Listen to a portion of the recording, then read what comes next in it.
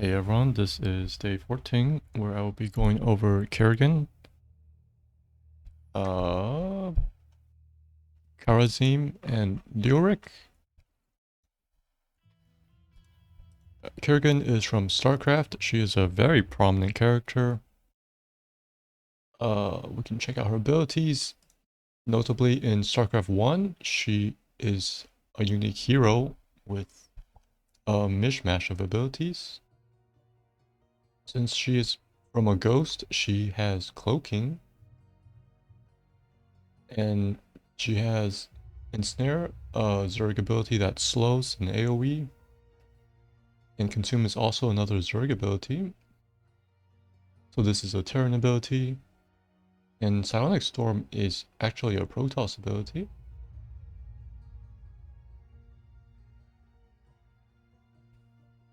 But Kerrigan in HOTS is based on StarCraft 2.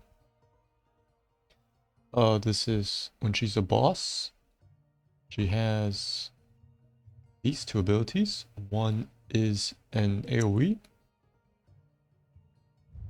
and the other is an instant kill, single target.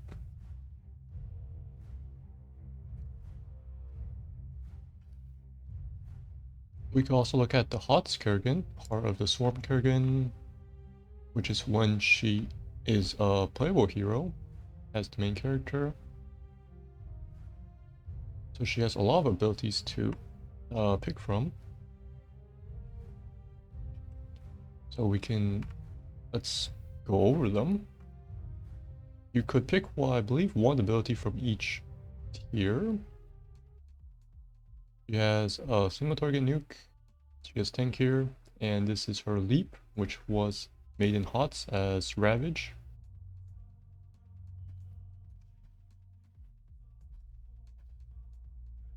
Tier 2, she has an AoE that stuns, attack that chains, and a dash. That's like Illidan's W. 3 is, I think, the tech tree related tier. I'm not really gonna go over those because that's for the RTS part of StarCraft. And Kerrigan's not the Zerg army specialist, I would say. That title would fall to Zagara. Which is one reason why I would probably remove Ultralisk off her ulti. And just remove all traces of summons.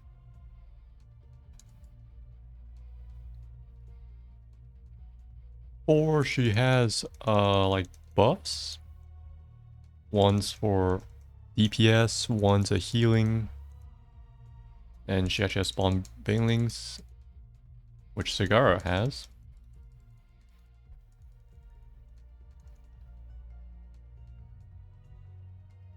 For 5, let's see. Some more tech related things. So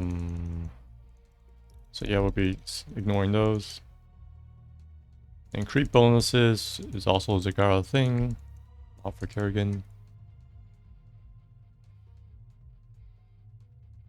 For 6, we have 3 different things. One is for attack build, one is for caster, and one just helps her make summons. So you can see that her abilities, it's kind of focused on an attack build or caster build is viable. So let's try to make both builds a viable choice. 7 is her ultimate. She has 2 different summons, and first one is a enormous channeled nuke.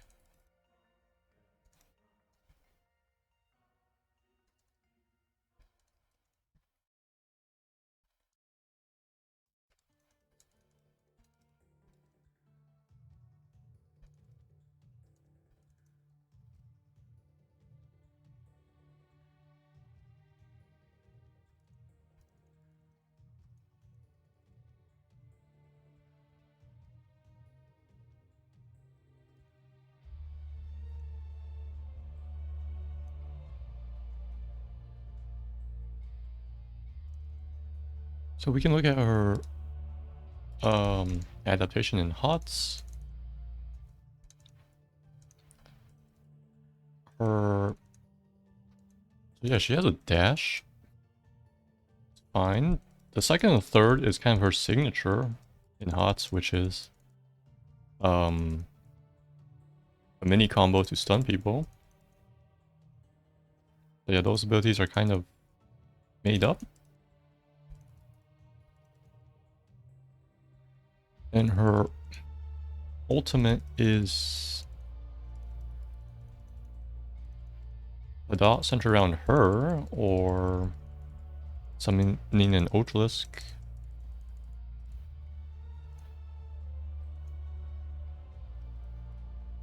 We can talk about her tier right now. I would put her at low. She's also Feast and Famine character because of her trait. She only gets shields if she deals damage. So it's a lot like Illidan, who gets life when he deals damage. So Kerrigan needs to commit pretty heavily. Familiarity, I'm probably low with her. I really don't play her much.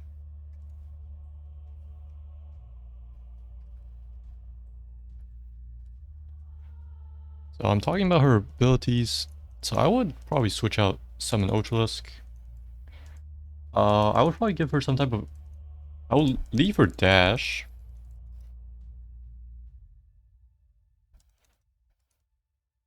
I might remove the reset aspect of it, because I'm not sure why that has it as a baseline.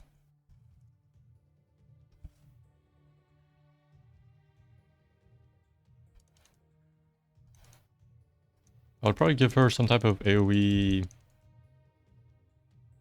damage, because you can see on all her iterations she has some form of AoE damage.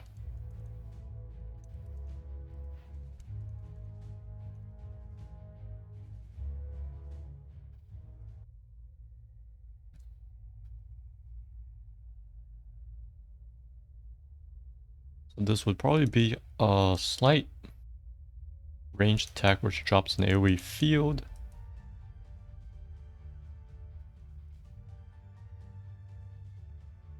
Or maybe she could create it around herself, but she deploys...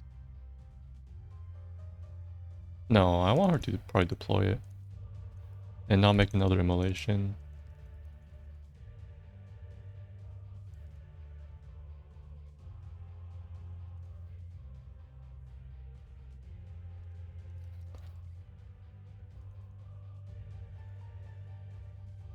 So she can get in close, and that allows her to fight with attacks. She would have a ranged nuke or ranged dot essentially.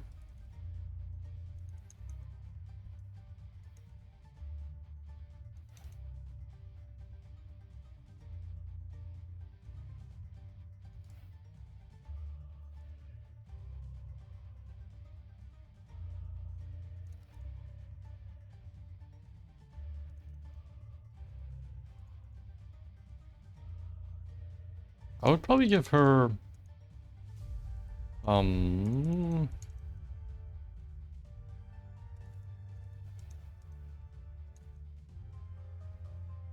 probably, yeah, the single target stun.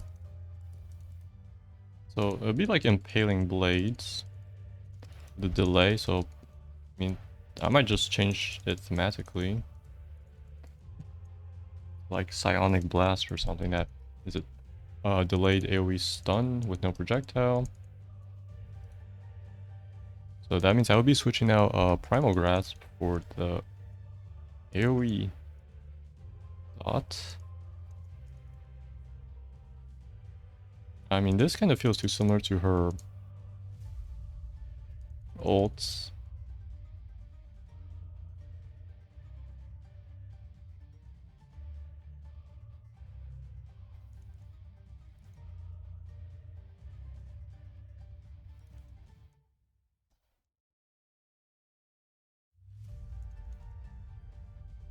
So I was thinking of, you saw that ultimate channeling nuke? I was thinking of making that maybe non-channeling, but with a delay. So this would be exactly like Butcher with his furnace.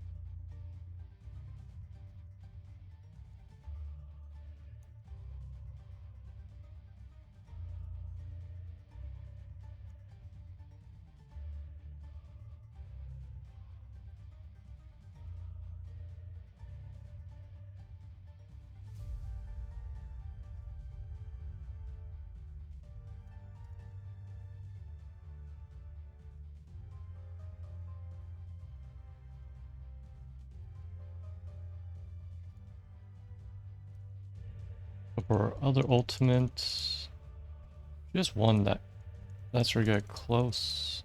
Or it's only good when she gets close. Maybe the other one, yeah, add some soft CC or something.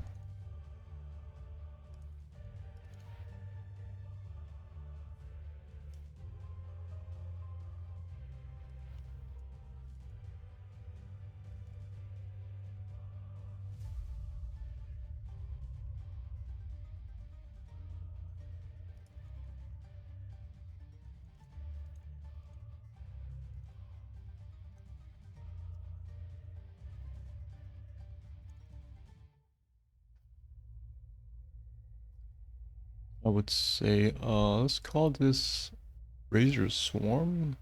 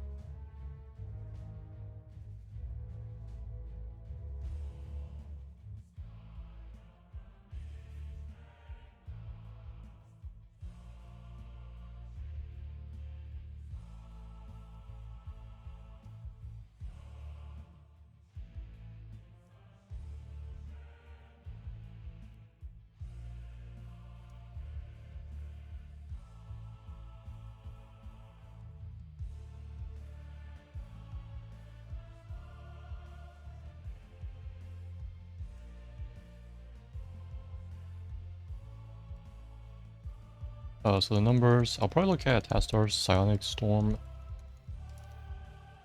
just to get a rough estimate.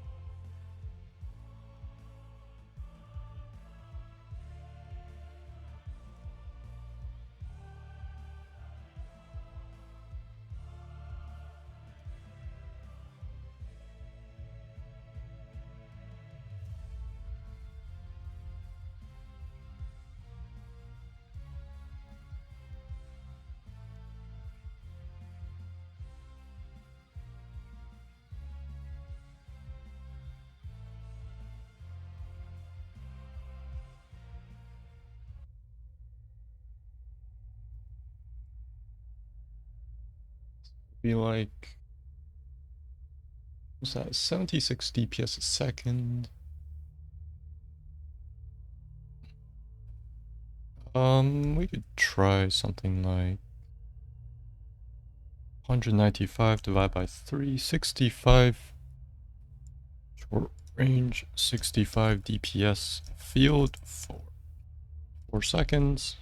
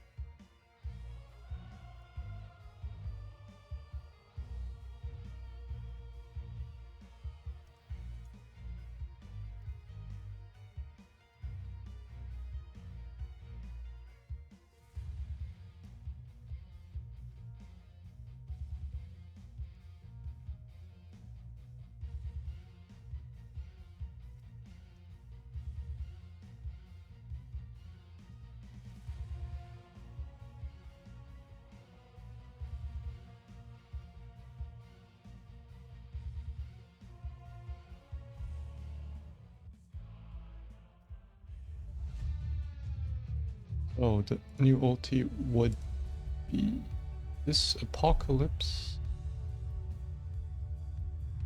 I think Diablo is using this name right now, but it doesn't matter too much.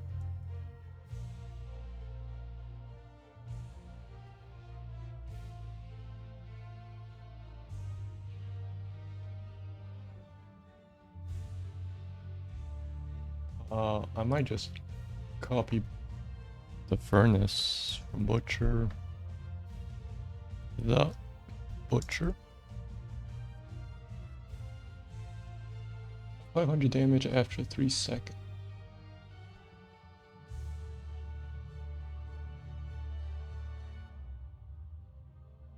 And that would replace Maelstrom.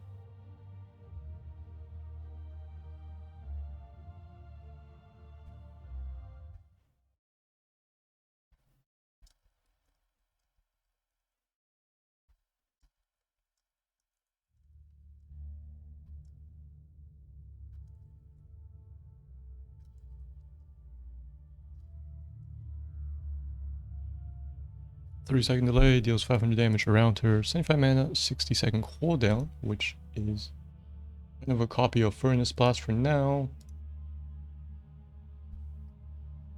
She could also use it because you activate that and then you jump onto them later.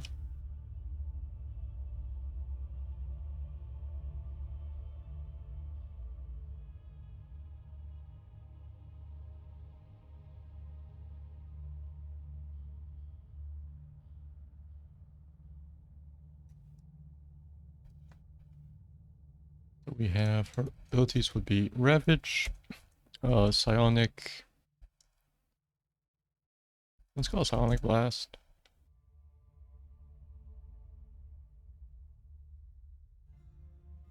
Wait, yes. Okay. Why does it say pull? I think that's incorrect.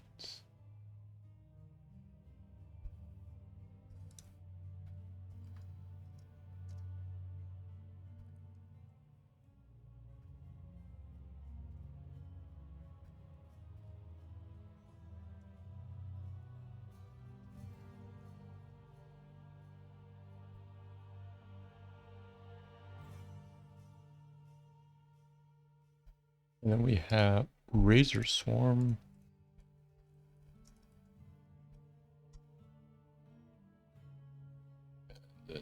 Ravage, I was actually going to have that one charge.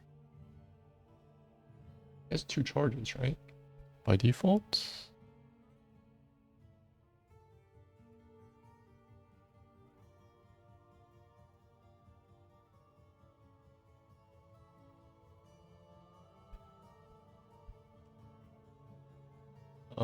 Yeah, I don't really see a reason why this has 2 charges.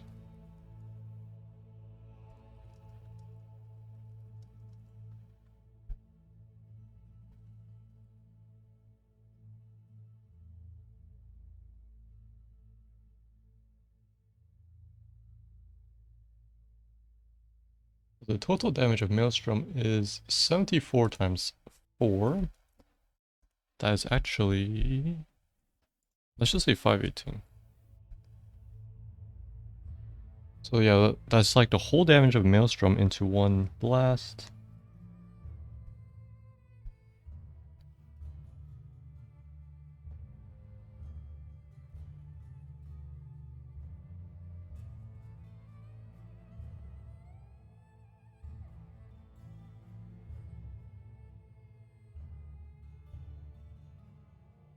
This for Razor's Form we can have talent that's like...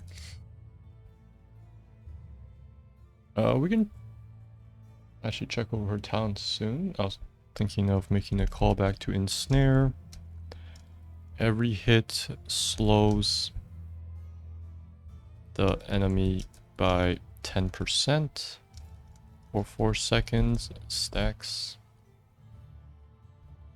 Every hit of Razor Swarm slows the enemy AS and MS. Slows the enemy AS and MS by 10% for 4 seconds. Stacks.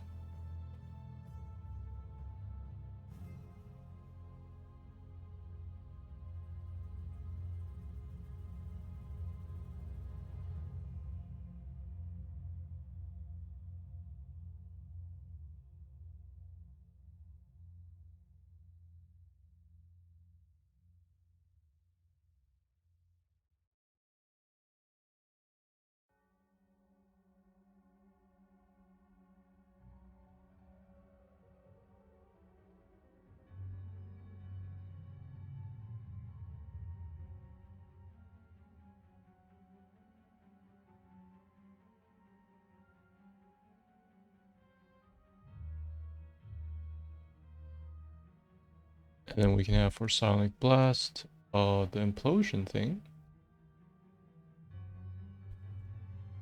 Implosion. Psionic Blast instantly kills minions.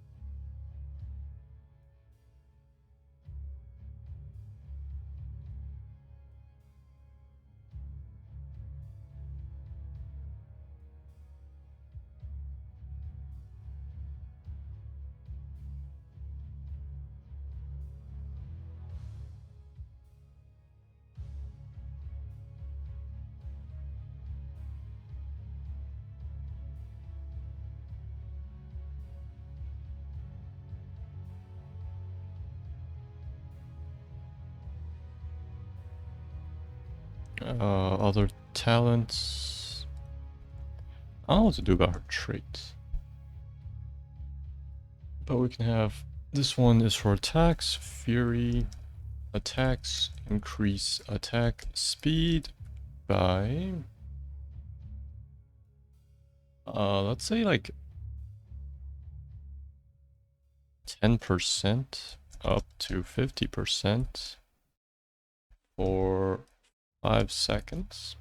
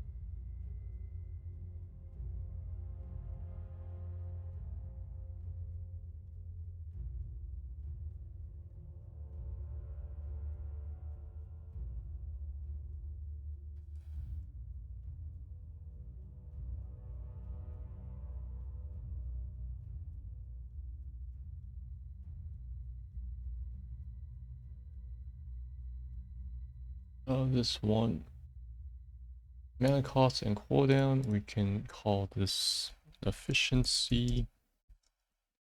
Reduces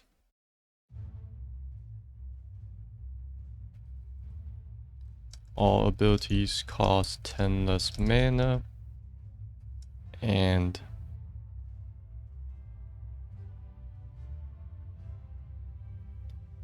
1 less second of cooldown.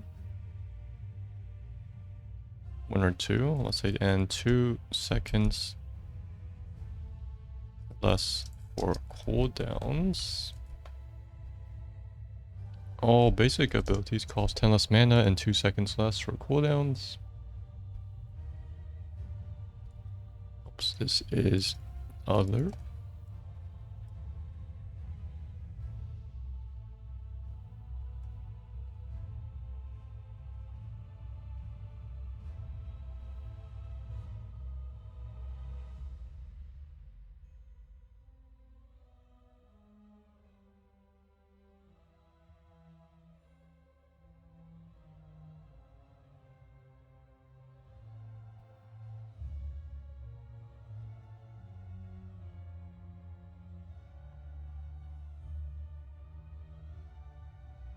I could have mend.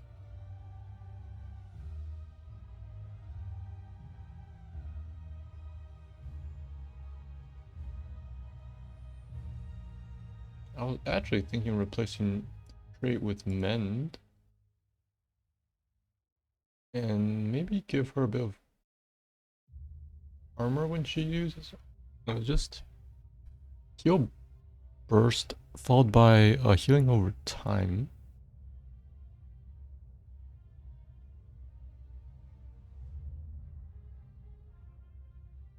So yeah, it's kind of like mace. You can just spam her trait off cooldown to heal. I think she gets like, if you spam out cooldown like 1% of her health per second. I am really looking at that as her trait.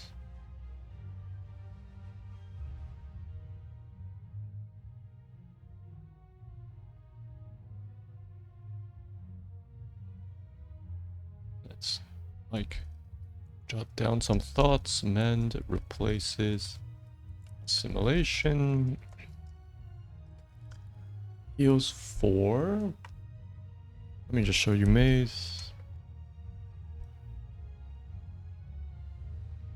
Gosh, where are abilities? Okay, let me show you.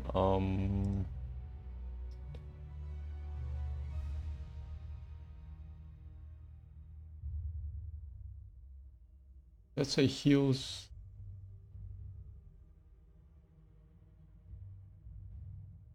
10%. Heals 10% health and another 10% over 5 seconds.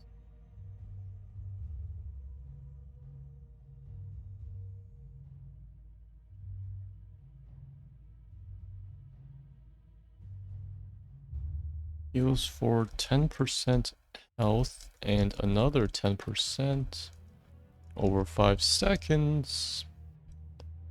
Heals. This is... I don't think any traits cost mana. This would be...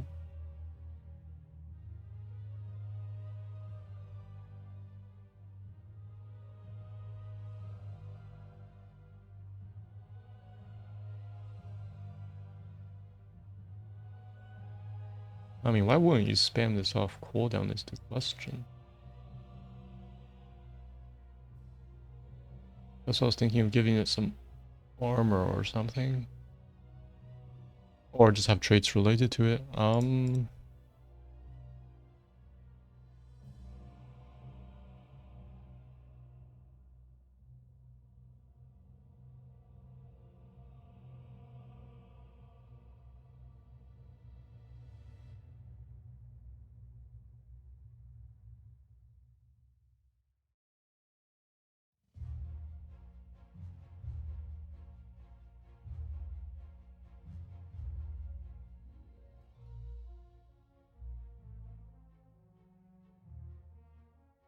So yeah, see, Chrysalis can actually be a mend talent. Chrysalis is a reference to, well, she's been in the Chrysalis multiple times in StarCraft 1 and StarCraft 2, but there's literally a StarCraft 2 mission where you have to defend her Chrysalis.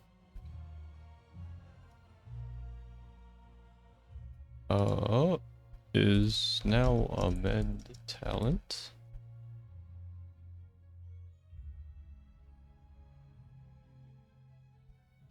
This would be like, let's say 30-second cooldown. She heals 20% every 30 seconds. I think that's fine off the top of my head.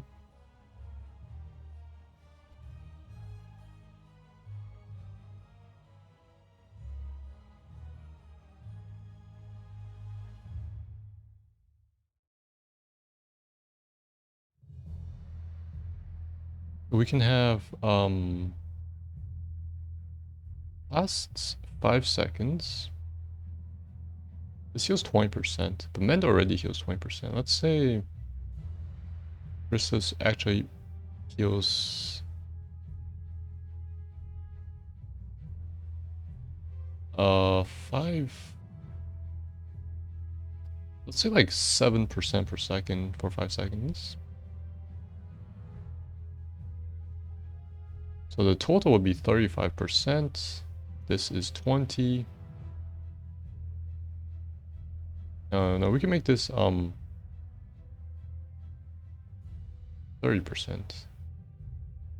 So it heals 50% more over time. But Chrysalis also lets you dodge things because it has its external life pool. I'll say it's now a Mend talent. Lasts heals for 6% heal for regenerates for 6% health.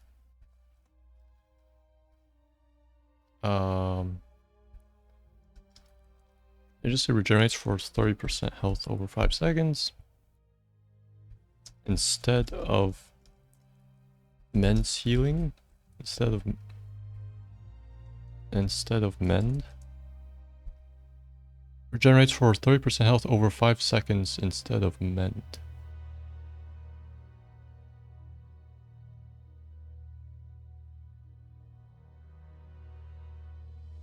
I believe Chrysalis has maybe 45-second cooldown or maybe 60. 50. Wow, right in the middle. So I mean, I just made it now pretty spammable. Maybe this could be like 45-second cooldown.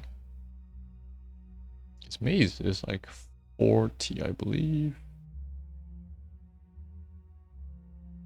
But this heals 1% of your HP per second. It doesn't sound too insane.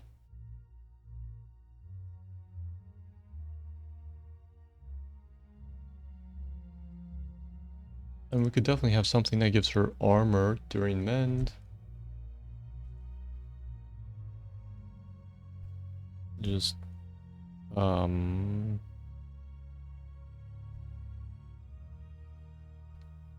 just mutation. Gain 20 armor during Mend. Also applies to Chrysalis.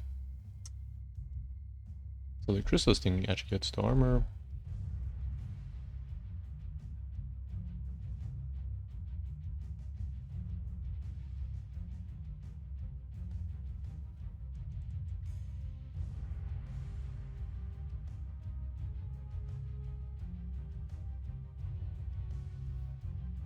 We have, let's see.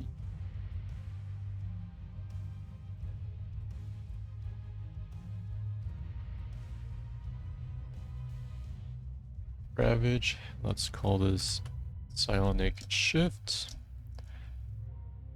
Using Ravage, increases movement speed by 20% for 3 seconds.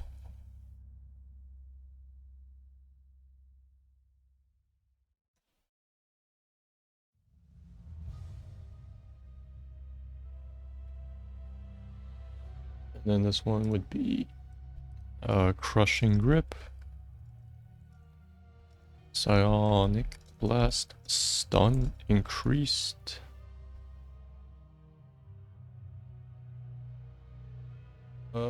Stuns for 1.25 seconds, I believe. Stuns for 1 second. Stun increased by 0.5 seconds.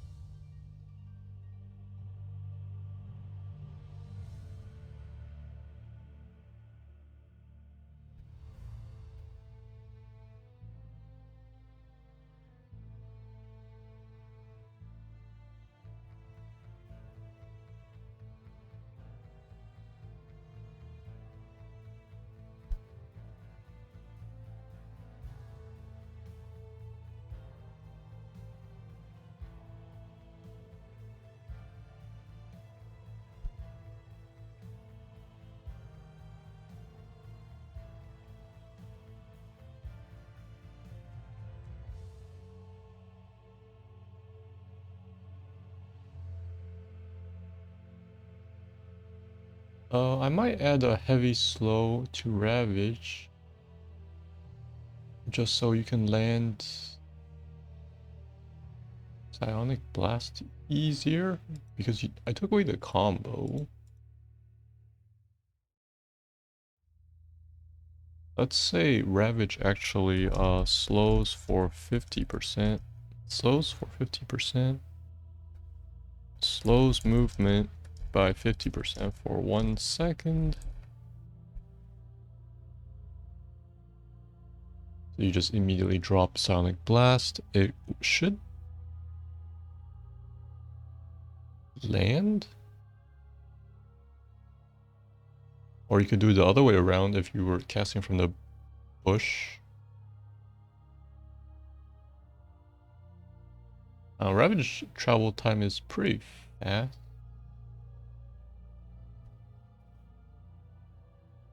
And after the stun lands, you just throw the dot onto them.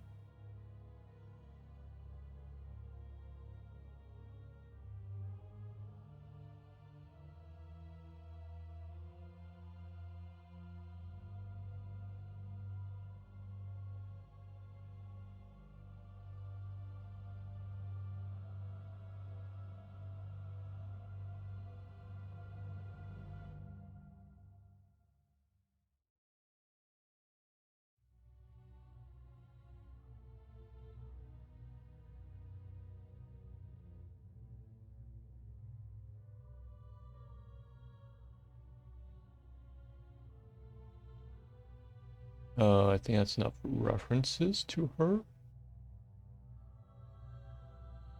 To her StarCraft counterpart.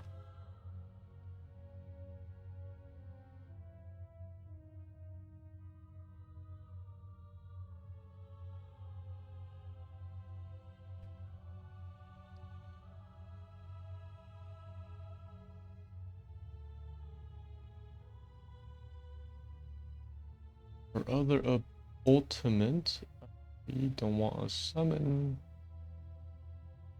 Or not a controllable summon. It's possible to have Leviathan, that's like Rainer's Hyperion. Yeah, so I was checking out what Leviathan does.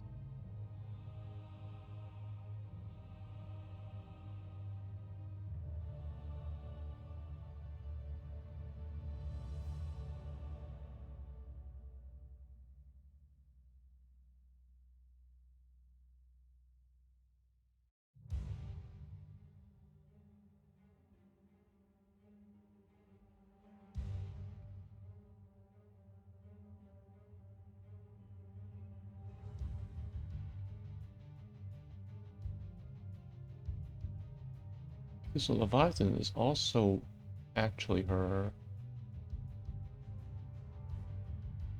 ship, I believe. In the campaign, you're aboard the Leviathan.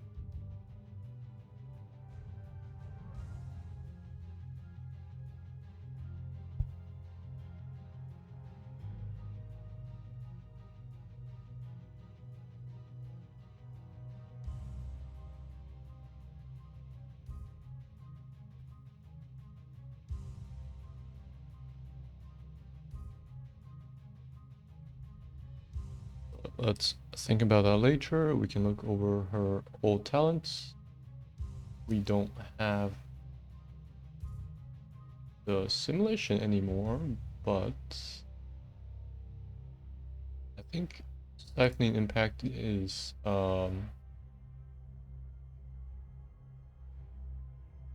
fine. Giving her normal shields.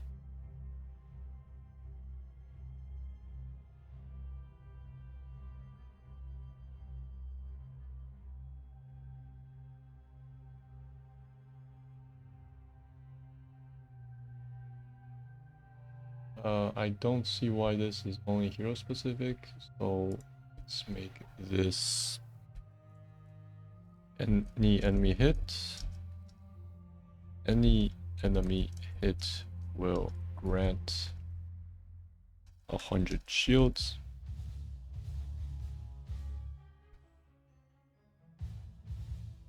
This is pretty much last hitting with Ravage. That's why it has like a reset. I'm removing the reset. I'm probably removing this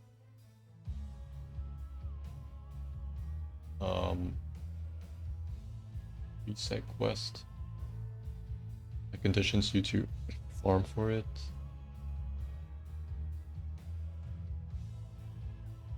Yeah, see this one's for PvE, one's for PvP. Hit enemy hero with Ravage. Got to charge a Ravage.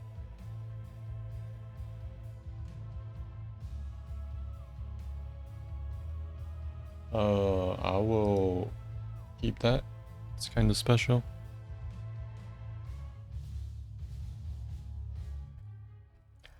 Boundless Fury.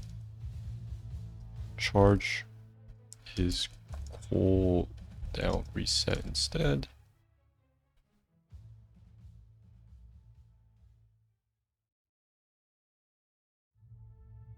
So you can actually cast Ravage twice on a single hero because you get the free charge back. That works well with the shield.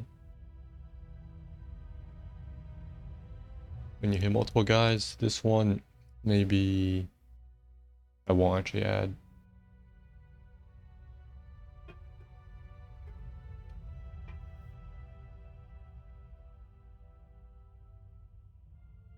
Or no, maybe I will, because you just slowly refresh this by just jumping every 2 or 3 seconds. Mounting potency is kind of boring because this is like she also has this gives her spell power and that's it. This tier's kind of boring. I don't really make anything specific for PvE.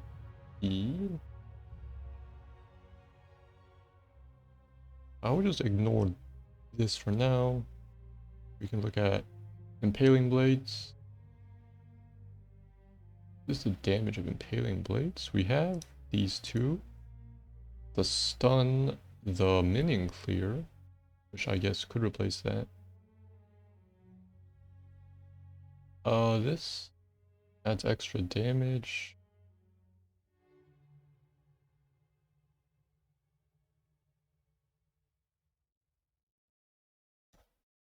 Not too interesting. Let's just look at Primal Grasp. It used to be a repeat. This one grants spell armor. Movement speed. That's it. She had a lot of things based on attack, cooldown. Get more shield and splash.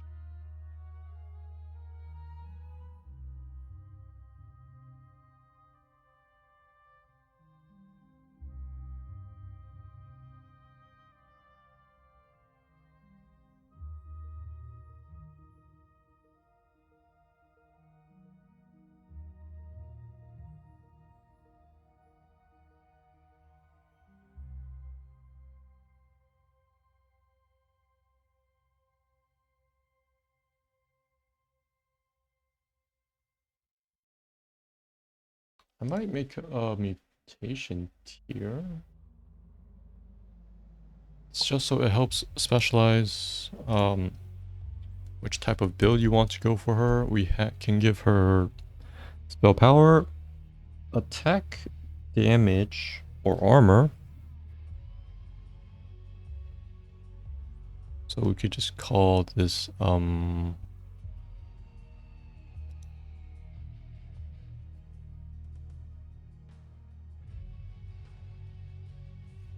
we call this one wild mutation. And we can call the other ones, one is psionic mutation. Gain 20 spell power. 20% attack damage. Call this, I don't know, brute mutation.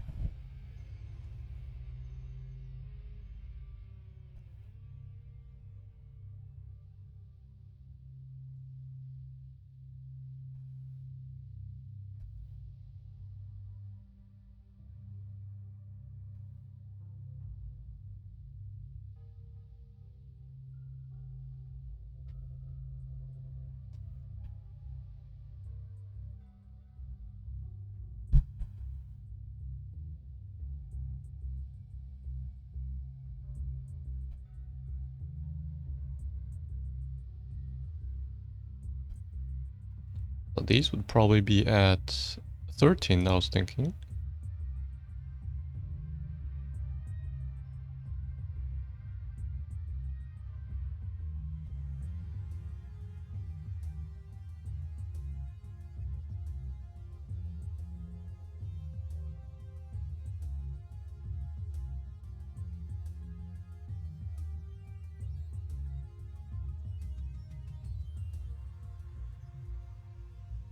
I might add a reference to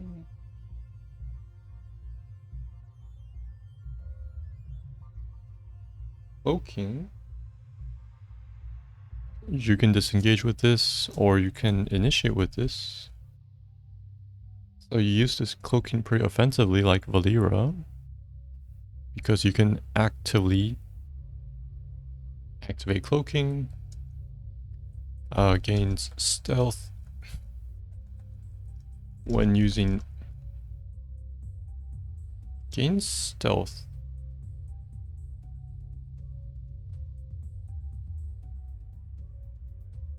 During mend.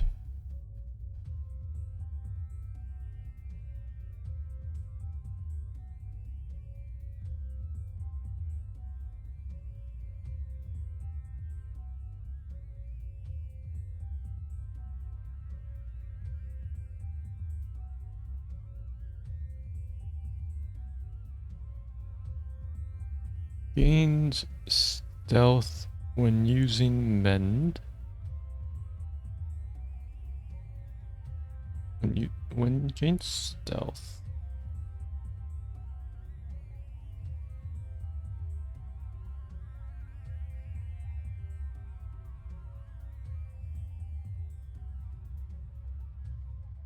Let's say gains stealth for 2.5 seconds when using mend, unrevealable for 1 second. This is pretty standard.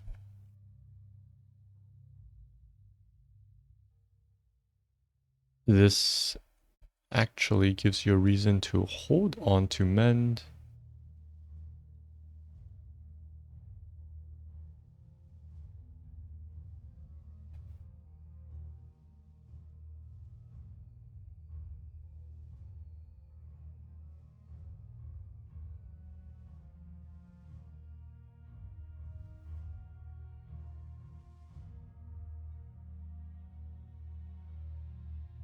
I think that's definitely enough talents for mend.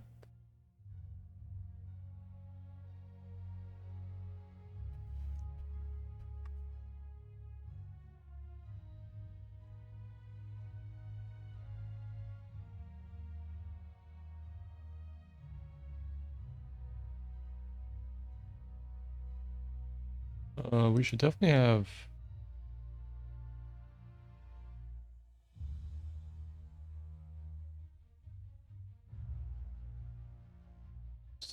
Talents for 16. Or her 20 talents, they're pretty boring.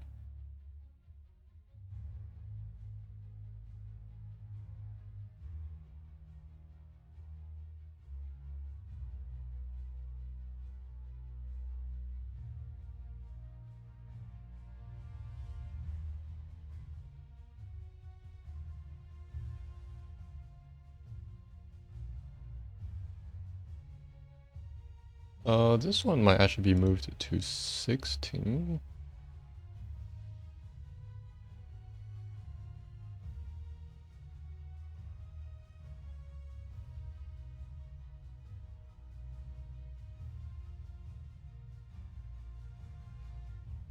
And I'm removing the quest.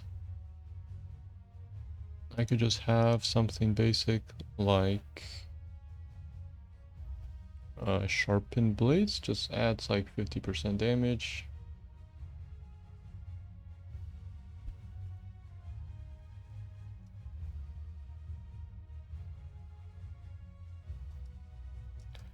Ravage gets 50% increased damage.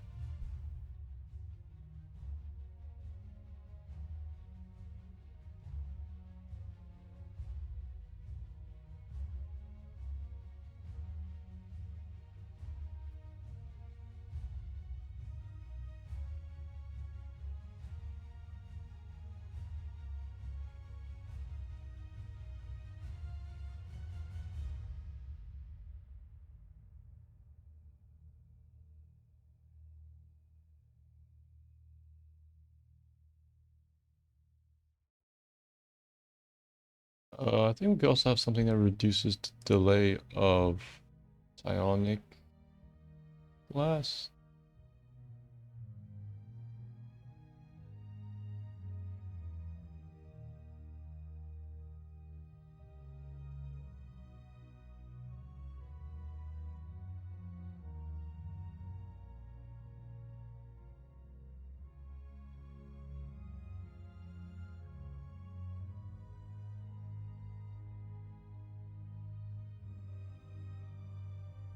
So let's say delay drops to 1 second.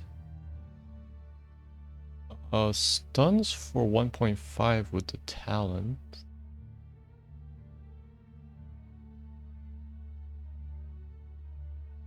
No, wait a sec. 1.5.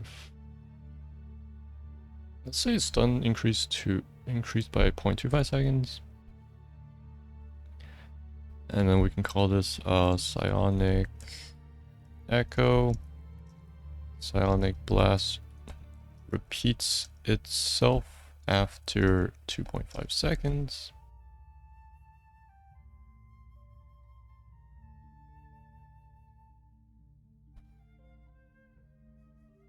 So the stun uptime is 50%. It will be delay hit. Over a 5-second window. If they are hit twice, they are stunned for 2.5 seconds. That is probably a 16 talent. This one can be early. Implosion would be like middle. Actually, that one could be early, just to clear easier.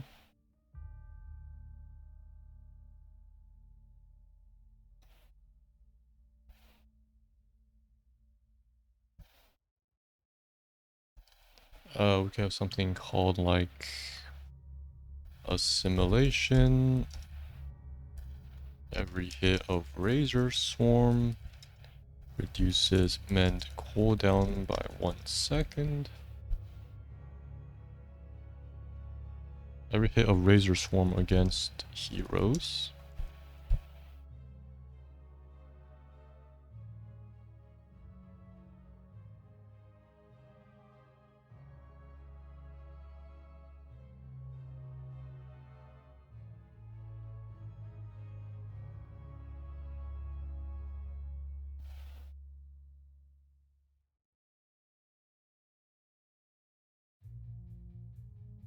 And then we could have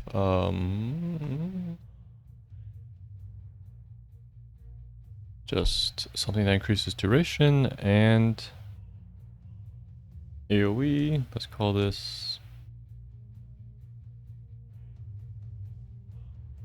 destructive mass. Razor swarm.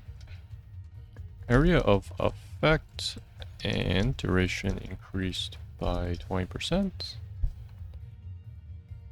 5 seconds just to match the men buff if you want, or you can drop it outside and then go into Chrysalis or something. This spell's all about hitting.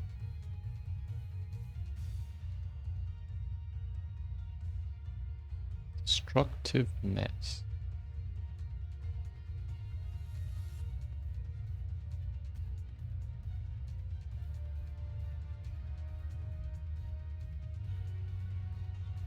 Well, we have 10, 15, 16, 17, 18, 19, 20, 21. So we would have 21 as long as we finish the heroics.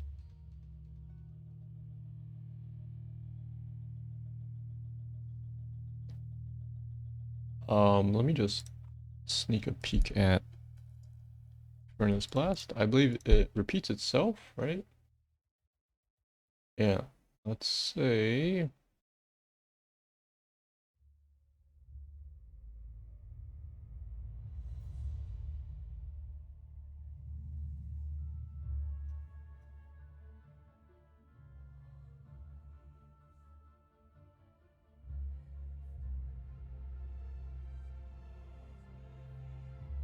actual.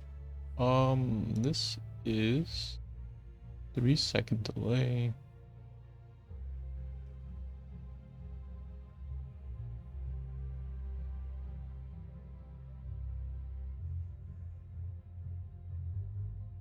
I was thinking of something like Doomsday. Delay increased to 6 seconds. Gain 50% spell power.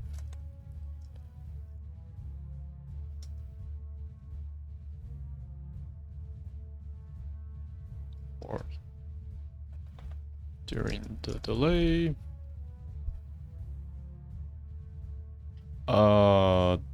Also applies to itself. Also applies to it. No, let's just say delay.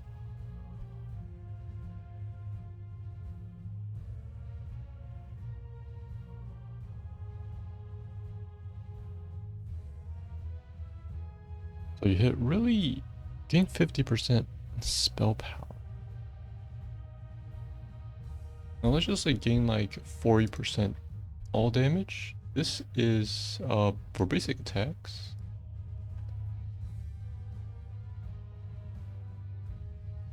Yeah, I would actually let her attack a lot harder. Gain 40%. Gain 40% all damage.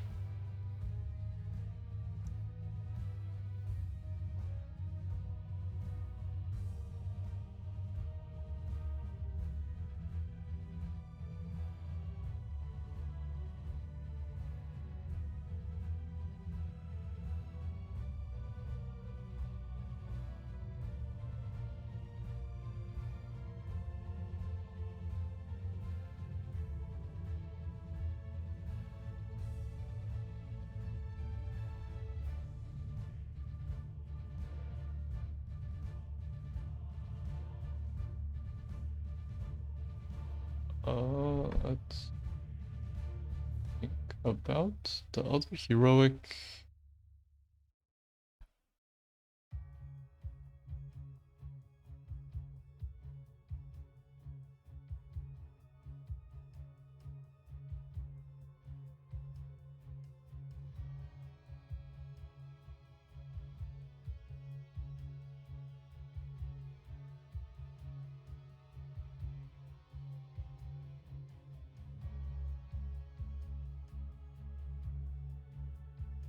Or actually, I'll probably just start putting the talents in place.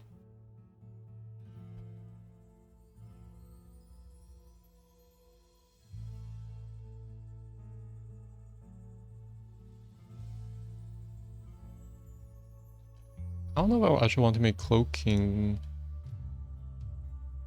a 20 talent. Okay, so these are at 13, right? So you take your flavor of mend. And then let's look at the 16s. We have Boundless Fury, Psionic Echo,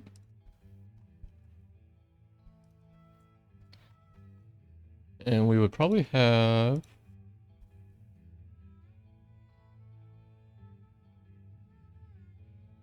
I would say Assimilation. And then buff this to maybe like 2 seconds. So it hits, let's say a fully maxed Razor Swarm will hit a hero 5 times over its duration. So if you hit 3 heroes,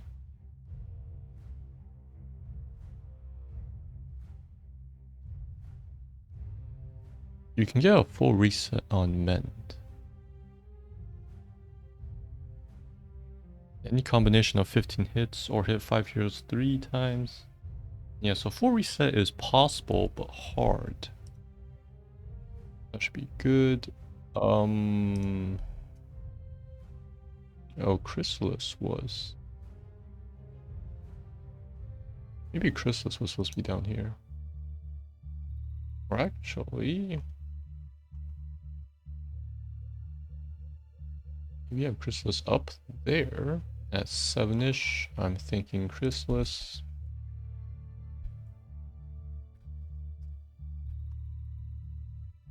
Kind of a change to Mend. It provides more healing, but it's over time, and then you can get the extra dodge. Destructive.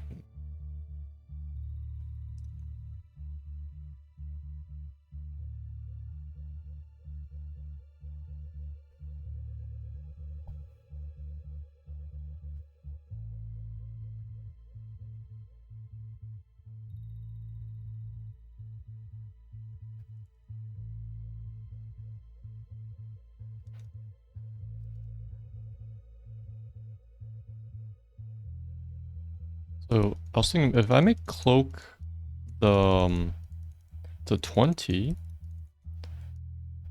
yeah, just 5 seconds of unrevealable maybe.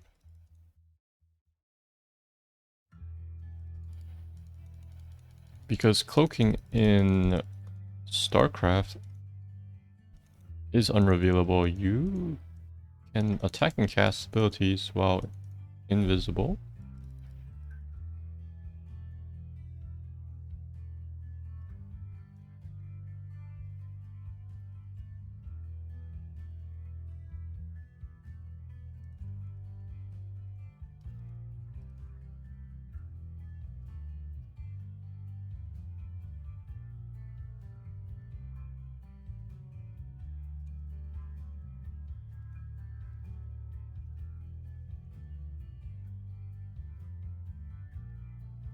I'd probably have Ensnare pretty early so you can use it if you want. And it helps landing Psionic Blast.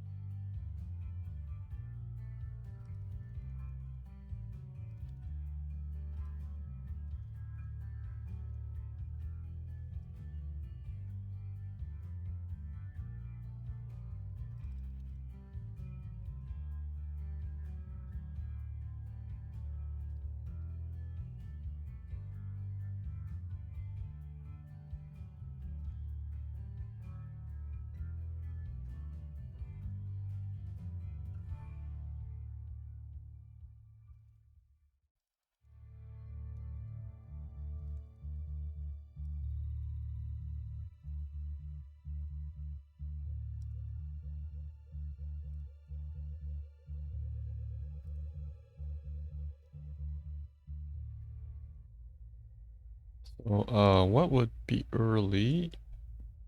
We have 13 and 16 filled. We have 3 slots. Ravage needs 1 in every slot.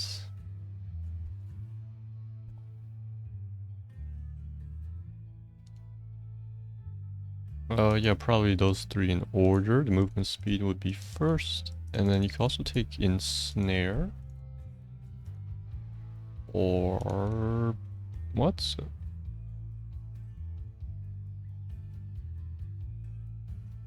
Maybe? Yeah, and then you can take Efficiency maybe?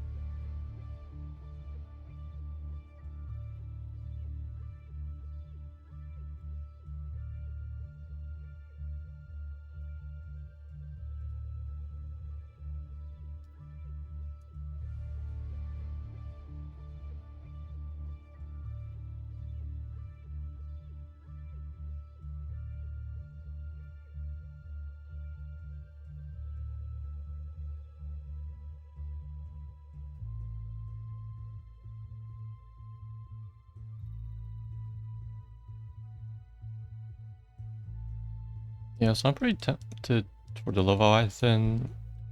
It's just like a fire and forget spell. Because we have Apocalypse requires more planning when you go in.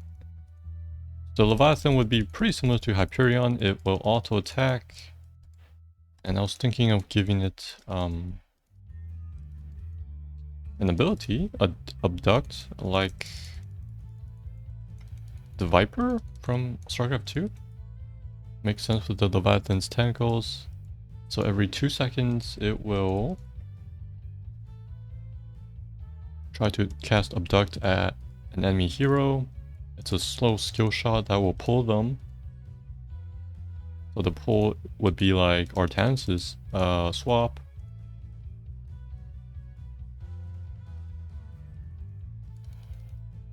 I'm not really like have concrete numbers or everything. This is just an idea.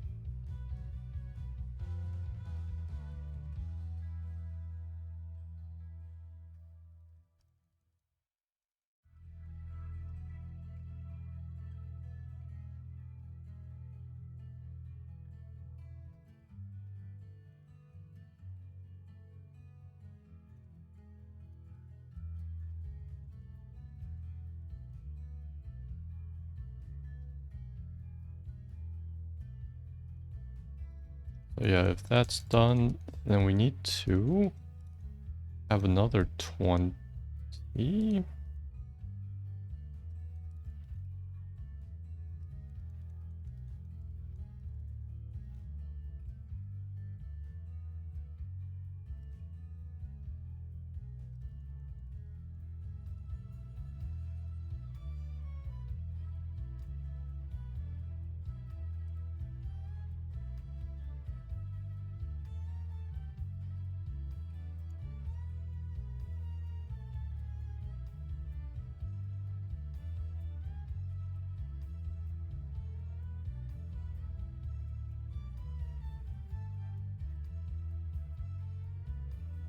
Or make the one attack and one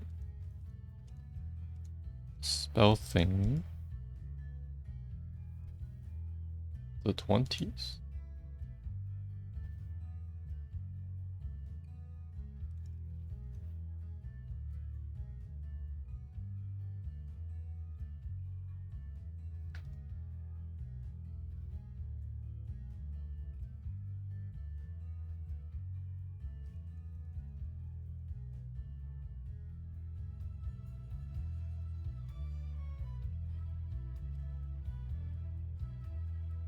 Nah, I'm still feeling for the unrevealable.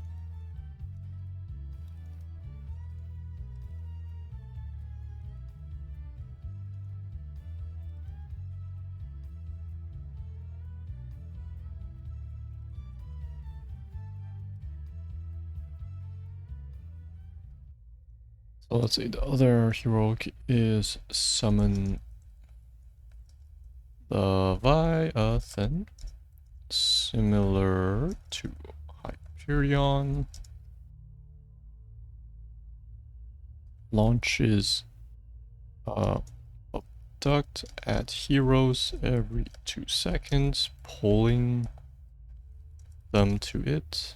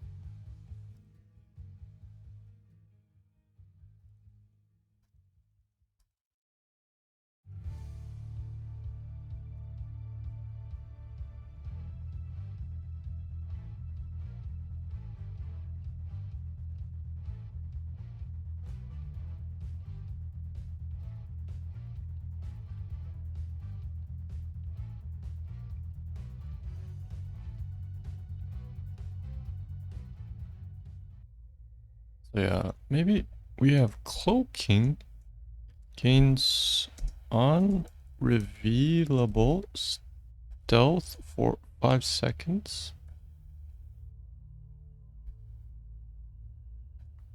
This is a 20. And then we have Fury as the other 20. We can make this back up to 15% attack speed up to 75.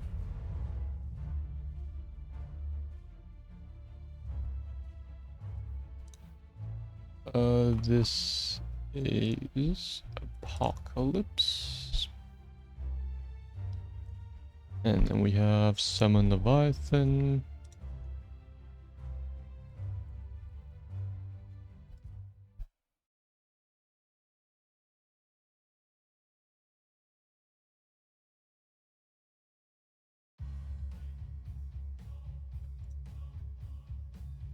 Let me just check Hyperion.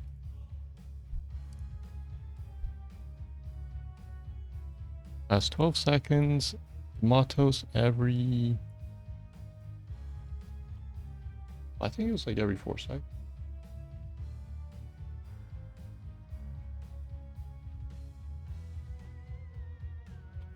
Okay, so we have, let's say this thing at 1.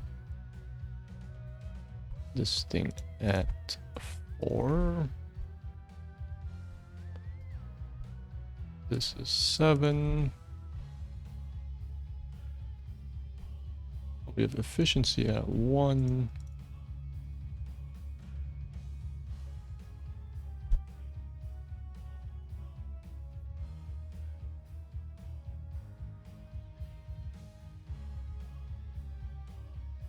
Doomsday is Apocalypse's upgrade.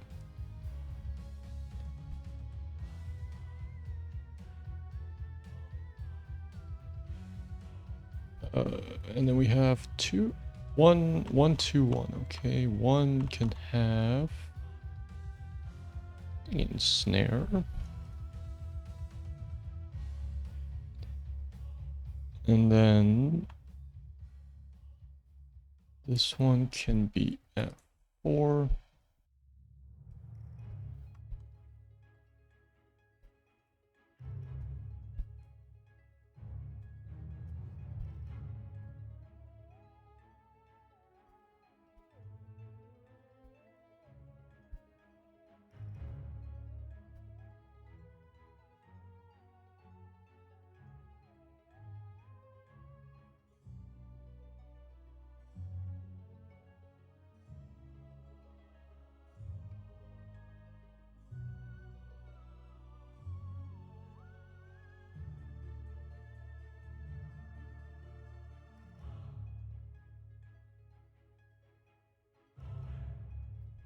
And then we don't need this. We don't need this.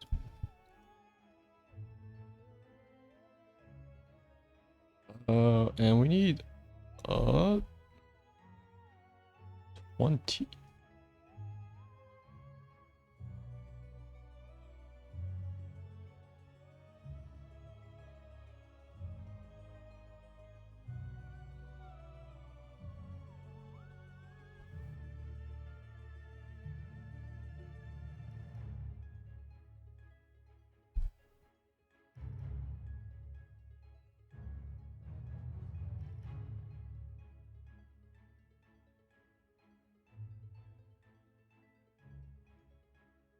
Maybe just double its effect.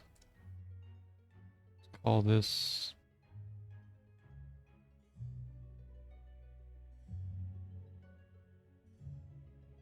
Let's just call this Brood War as a reference. Summon Leviathan. Oh, wait, this is Apocalypse.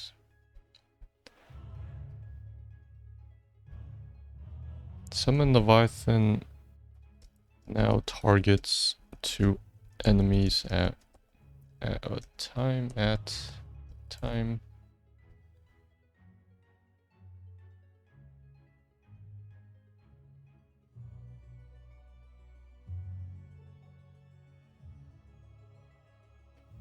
Okay, so this is Kerrigan.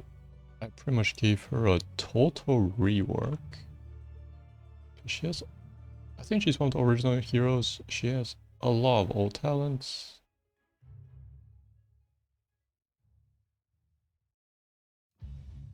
So now she can just spam men to heal. She doesn't have to commit to sustain. The combo is harder to land. I gave her burst damage there, adopt there. This would be like a DPS thing now. Loses the mini stun from that. But there's some stun buffs to this one. Should be good. Okay, next is Kharazim from Diablo. He is not Diablo. The second of the Diablo 3 heroes.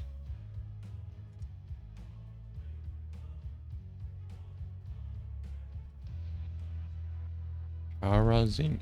And then he is the only support Diablo hero in of the 7 Diablo heroes. Diablo 3 Monk.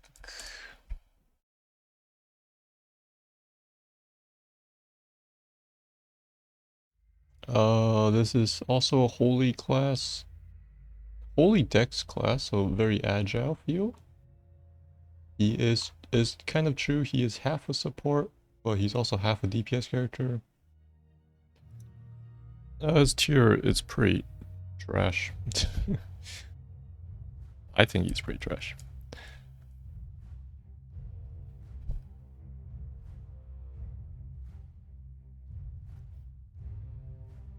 So we can talk about what his abilities are.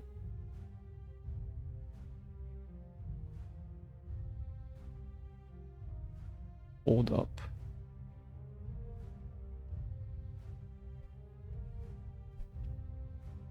So he has Radiant Dash. He has... That is equivalent to like... Is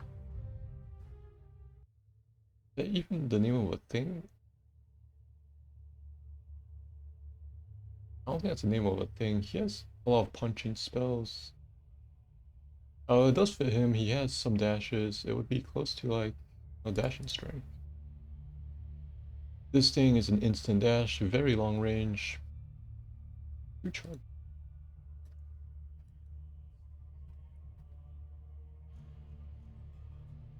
Let me first go over the abilities and then we can look at talents. Breath of Heaven is what you expect. Close range AoE heal. Deadly Reach is one of his basic attacks. I just find Deadly Reach really bad of an ability. It doubles your AS and attack range. Your melee, so the attack range you don't really feel it. It's just like plus maybe 1.5 to 2 range. The attack speed is just to proc your trait more. And that's it. I mean, it's like a DPS ability on a support hero. Kind of weird. We don't talk about Iron Fist Monk.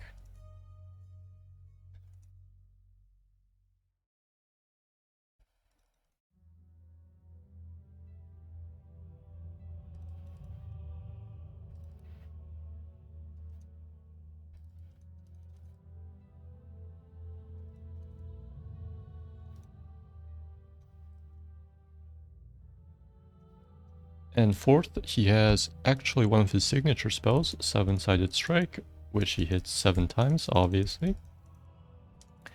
Yeah, he's also invulnerable during it.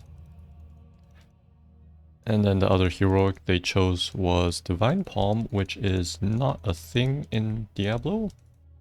What is a thing is Exploding Palm, and as you guess it, it makes people explode. So they chose to make him have 1 damage ultimate and 1 support ultimate. So I could try to follow that scheme because I hate Divine Palm as ability. It's like such an inferior ancestral healing. I'd rather just have ancestral healing. Because Divine Palm can the counterplay, it has counterplay. And if you counter it properly, it literally does not do anything.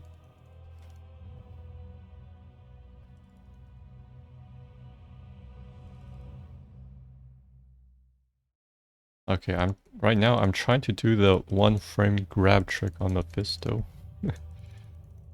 And I don't really know how it's done. Or the timing for it.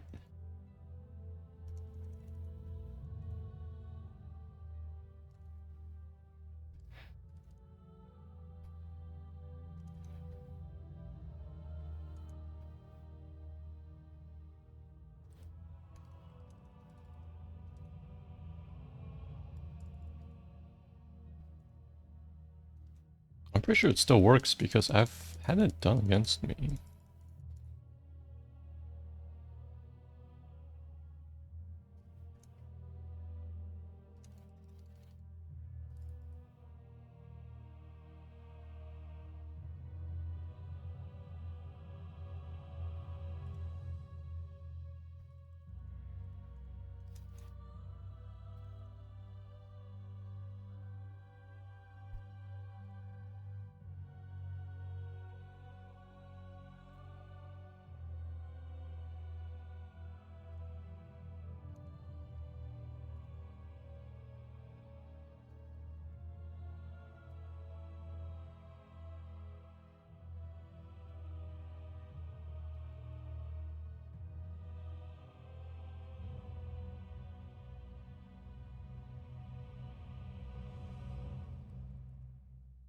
Oh, there it is. Am I supposed to charge him first? That's weird.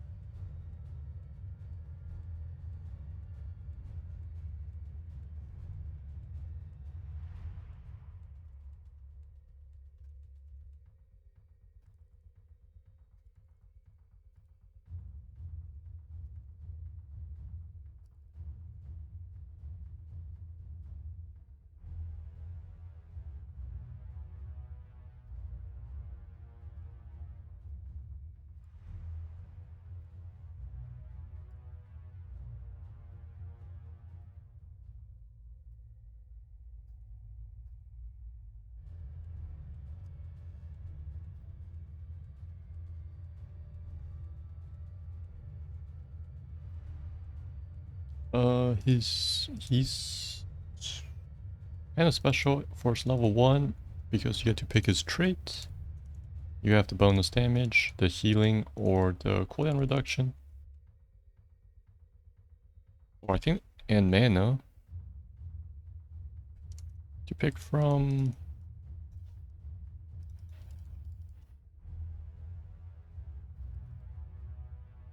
I kind of want to buff his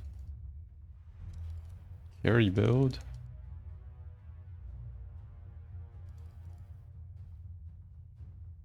So you can pick between support or carry. Kind of like Varian, you can pick between tank or carry.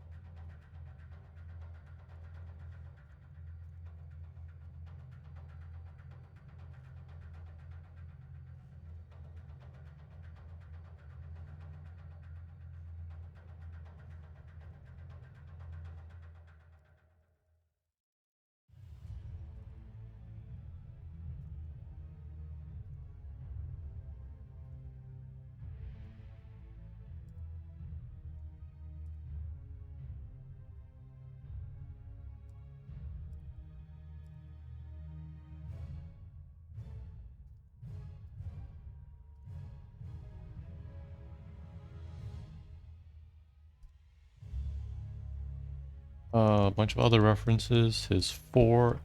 Yes, he gets to pick from one of 5 different elemental spirit summons. We have 3 of them in HOTS.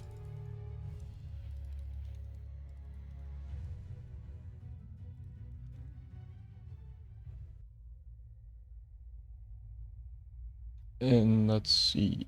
Epiphany is his ultimate transformation, which lets him blink. Every melee attack blinks when he transforms,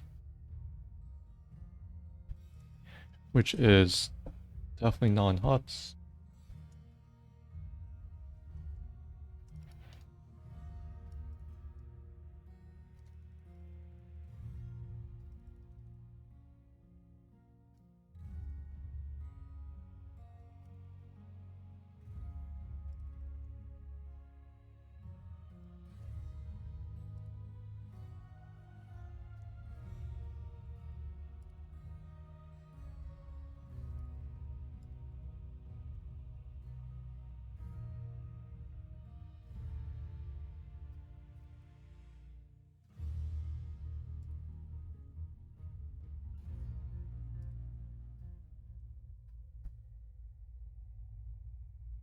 So let's see, if we could have a new ultimate, we would have,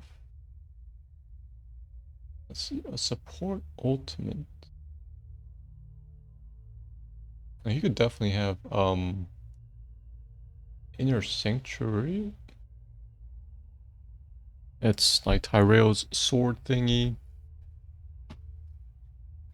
It just shoves enemies out of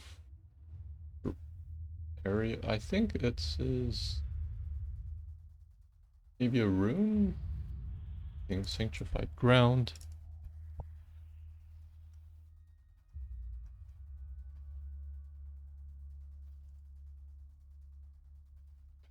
I probably moved that over from Tyrael to Kharazim.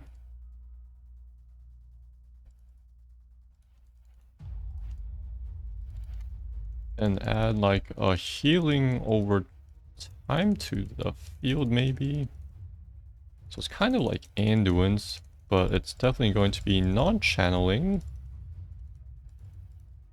And it doesn't get protected.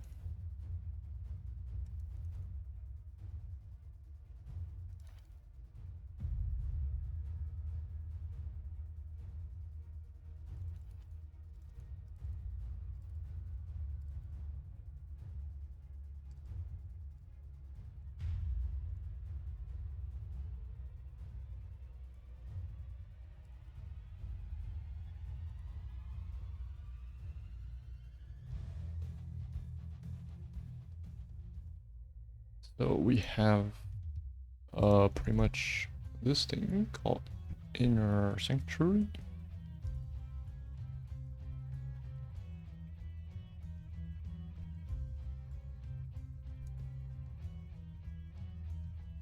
Oh yeah, we can make the 20 the push out. So then the 10 would be, yeah, this is just damage reduction, which would be gives armor to allies in the area. This would be like white mains, or heal thingy. I forgot the name.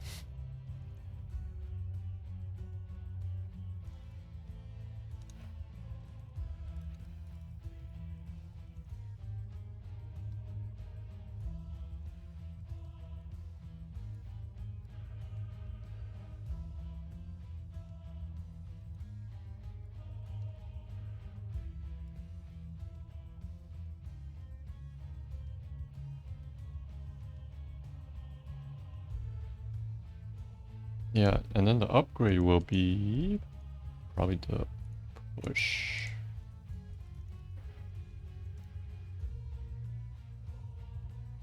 So this gives just armor. You can think of it like Urael's Sacred Ground, except it's for the team.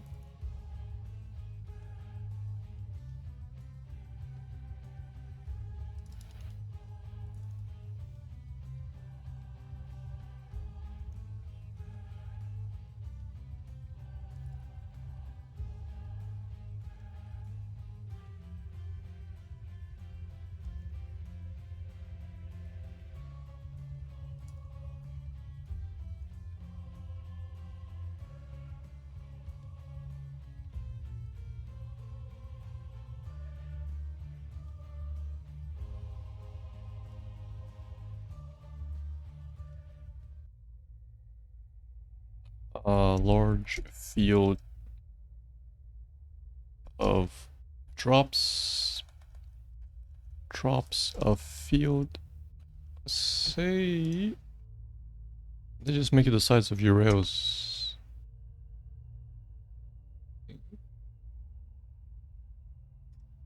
Check Urael's.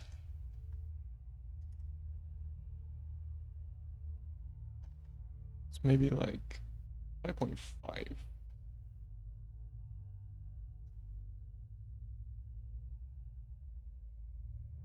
Yeah, let's say drops a field of 5.5 radius.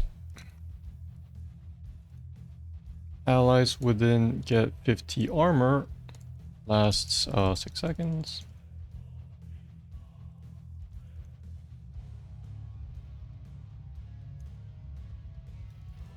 So I think it's slightly bigger than white mains. Also gives a bit more armor, but no instant healing.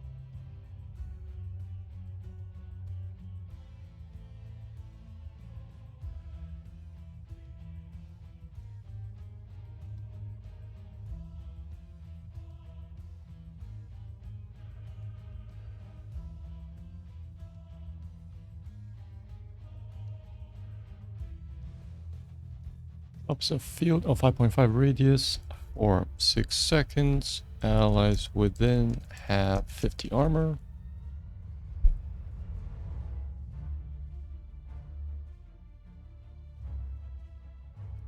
And then the upgrade to this would be sanctified ground. Enemies cannot enter.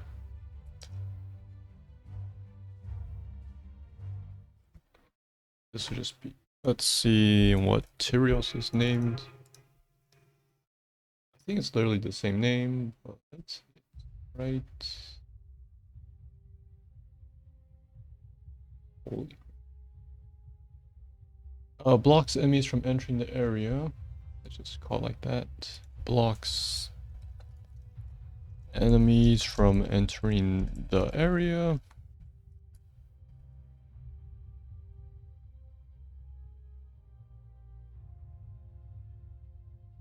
And then we can just say duration increased to 8 seconds.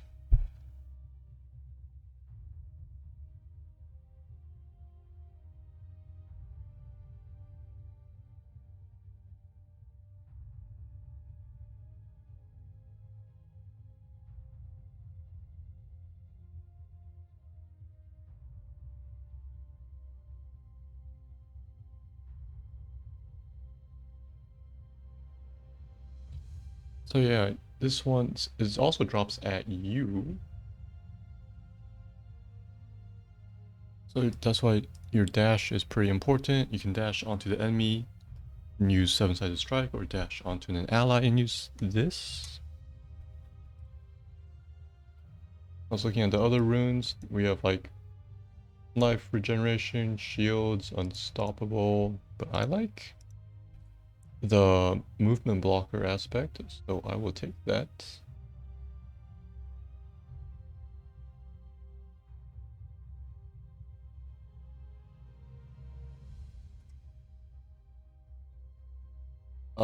His other ulti, so this replaces Divine Palm, and since this has no healing and is mitigation, you have to drop this early, but I might also buff some of his heals elsewhere. We have 7-sided strike. It's fine. The motif of 7, so it deals 49% damage. Against tanks, but it's never, it's only 49% damage. So this is 7-sided strike. The upgrade, I don't like how it adds only 4 strikes.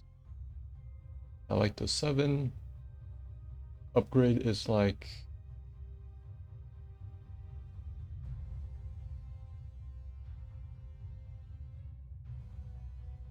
I think one of them adds more hits.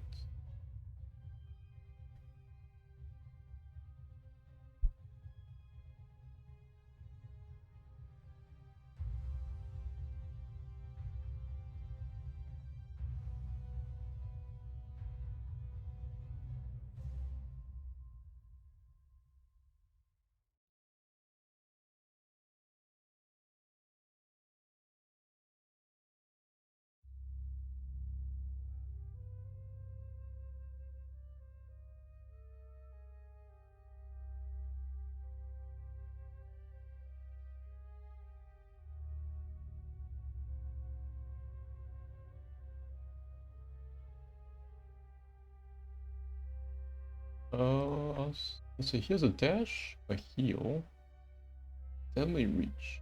I was looking at exploding palm. I'll replace deadly reach with something.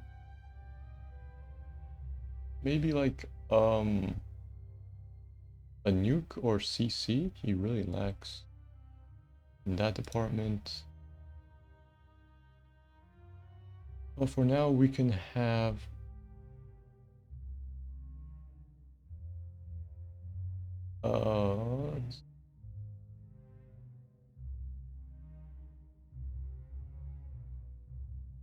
Yeah, the 20 I would call this fulminating onslaught.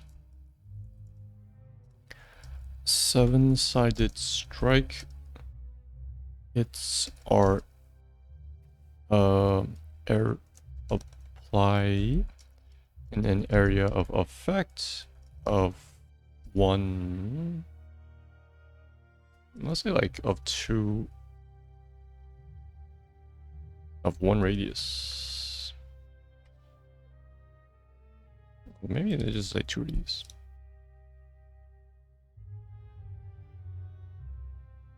So we have splash to 7-sided strike. I guess the damage is either based on each unit's health, I assume.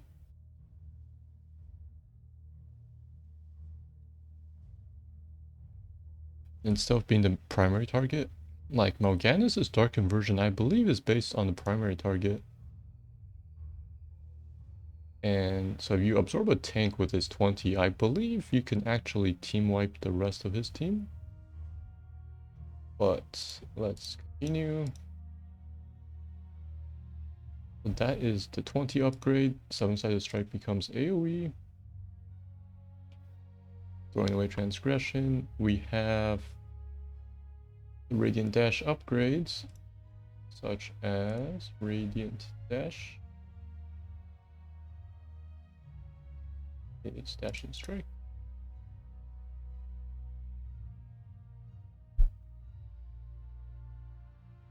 We have what? Increases MS of you and the ally.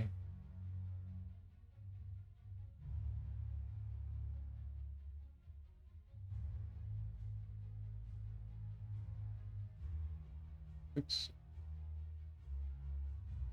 3 charges to MS. Dodge is not a thing. AS.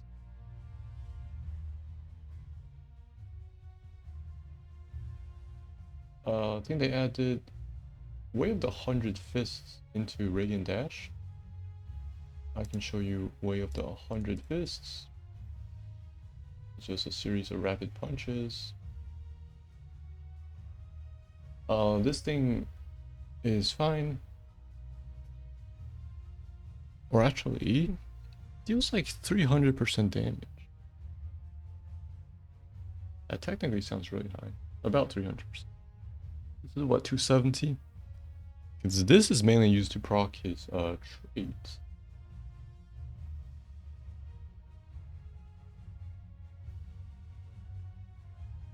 I might actually change out his trait.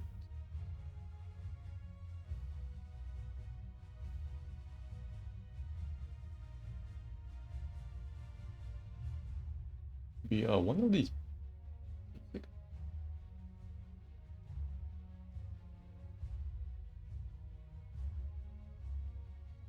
We have what? Everything. A healing thing.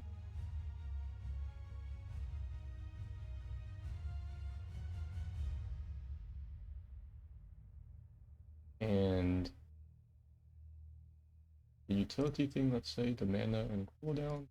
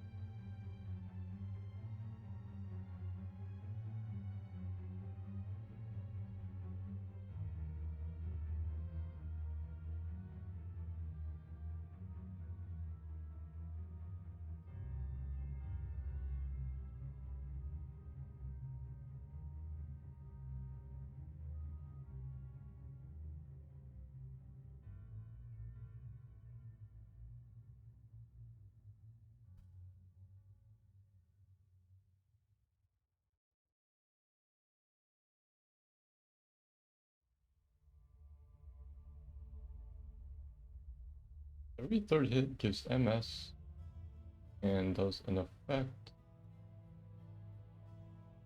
Would have Town Brainstorming. We have, let's see.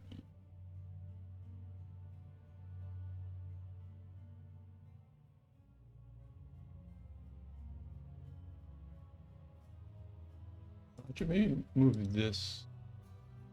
No, this doesn't have the thirds.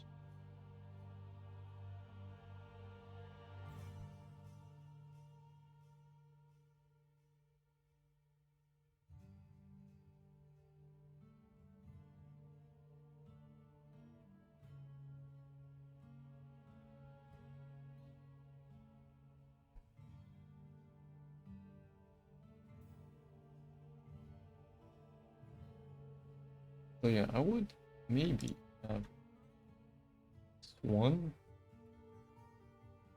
heals.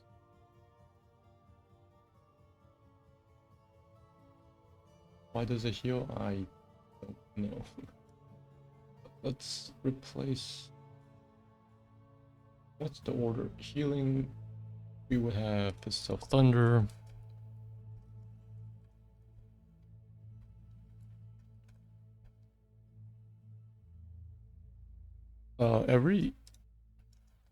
Every third attack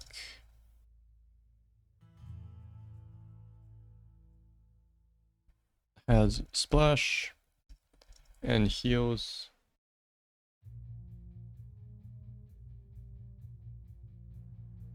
Heals you? Heals.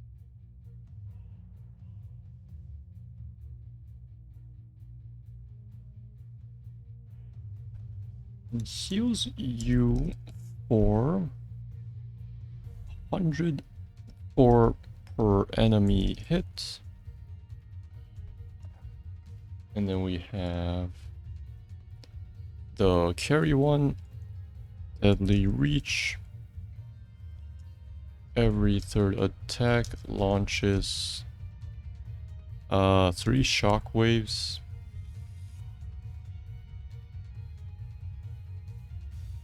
In like 3 shockwaves in a spread formation.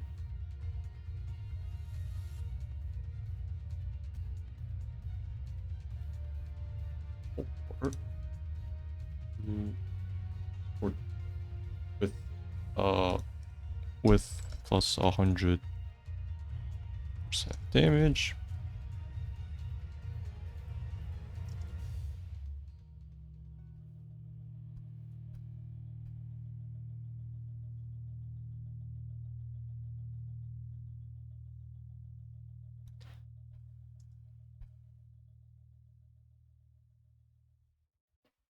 Every third attack launches 3 shockwaves in a spread with plus 100% damage. And then we have Crippling Wave. Every third attack slows enemies around you by, let's say, 30% for 2 seconds. And restores mana. Rising Tide gives mana.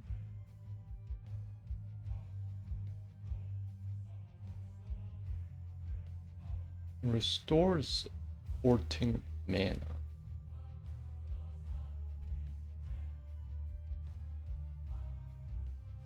And restores 14 mana.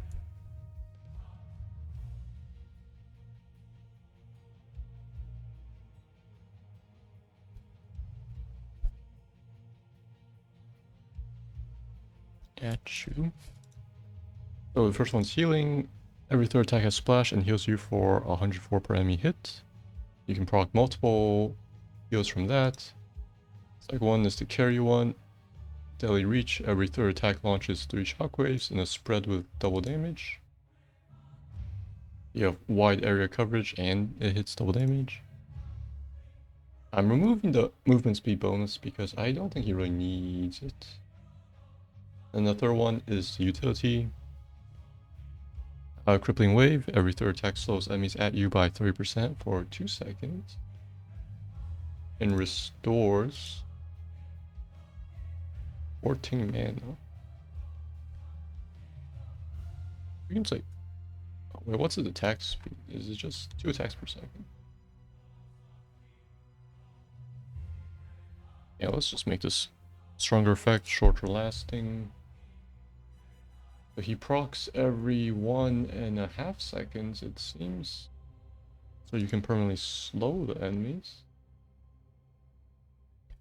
We're replacing Deadly Reach with... I said a nuke with maybe CC. There is... Cube of Light. Drops the bell.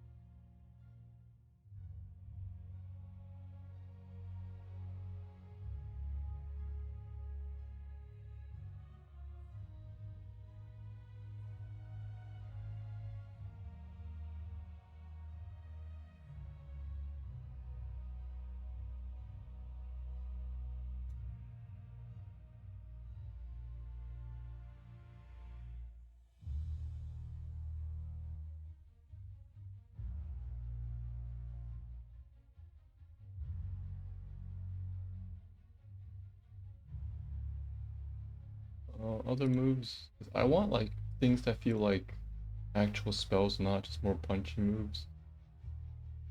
Because punchy moves are now his trait. That's a channeled mobility. This is like a vulnerability from self or blind. Crusader got blind covered. So we either have... Yeah, I'm tempted for Wave of Light.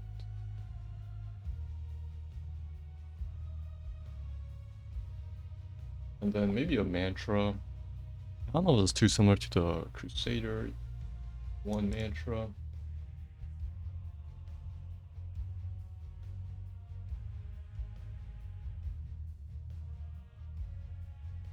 Probably too similar.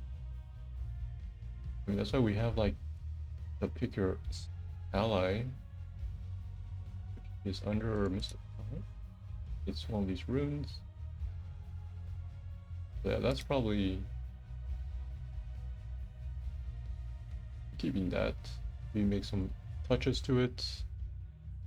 So the changes we have.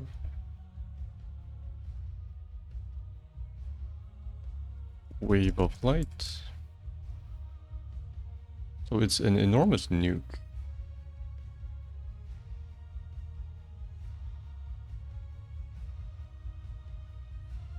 Close range AoE nuke with 0.3 second delay.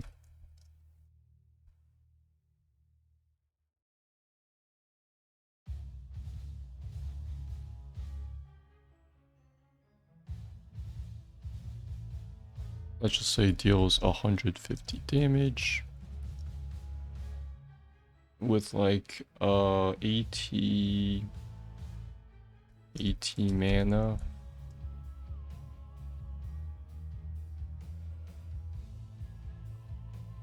$12 second cooldown.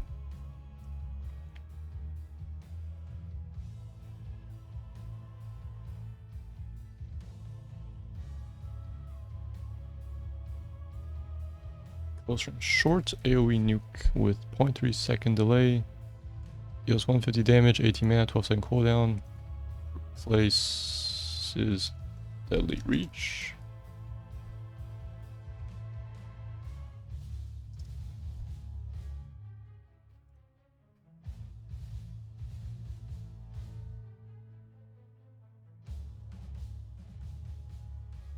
say replaces E.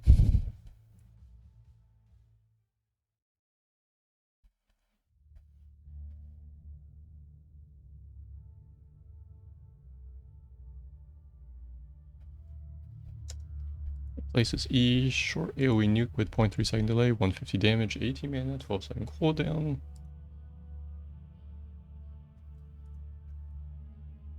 We have go back to his basic abilities, Radiant Dash. We have this should be called Quicksilver. Why is the cooldown actually so long?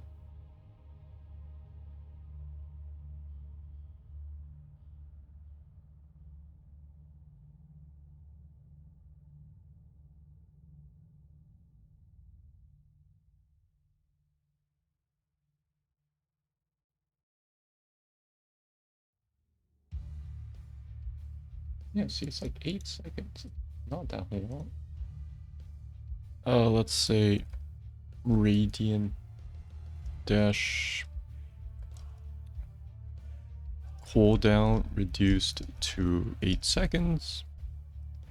Then we have Quicksilver. Radiant Dash gets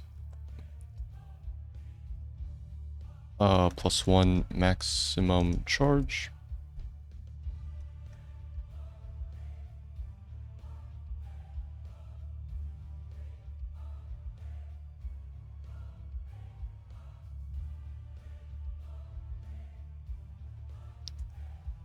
We have Way of the 100 Fists. Damage to 50% just because it looks nicer.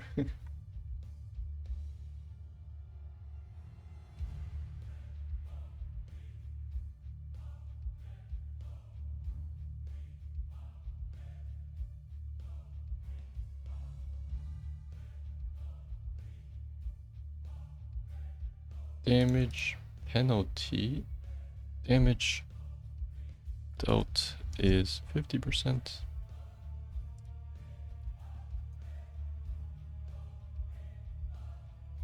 So yeah, 6 also procs. You trade twice.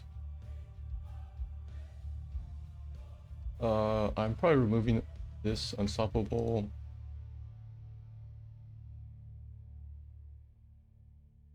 So much things. A moment. Only need this, this. This. Yeah, we can have Way of the Falling Star. Giving the MS is fine. We have the MS is here.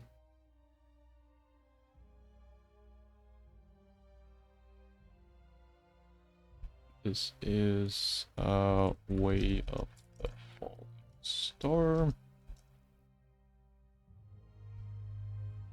Kharazim and ally gets 30% MS for 3 seconds when using Radiant Dash.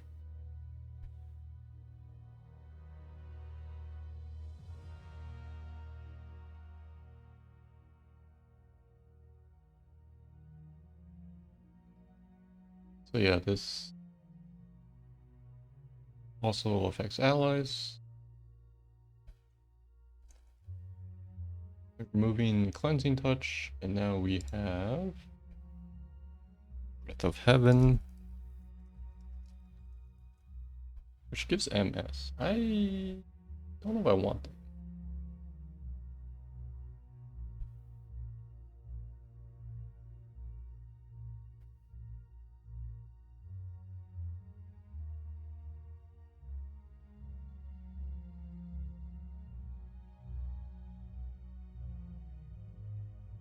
Yeah, maybe we have a speed tier, which would be this also, because Breath of Heaven gives 15%. You can upgrade it to this one, 30%.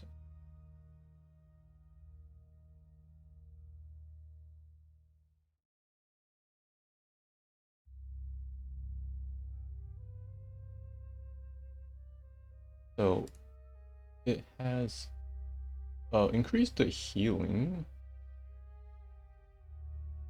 only if you Radiant Dash them first. And increases the MS. This one, so why the window for this is 3.5 seconds, so you can squeeze in 2 heals. Echo of Heaven. I'm probably going to change all of that. I would say Breath of Heaven. Remove movement speed effect. And then the movement speed will be moved on to Zephyr. Allies get 30% MS for 3 seconds when healed by Breath of Heaven.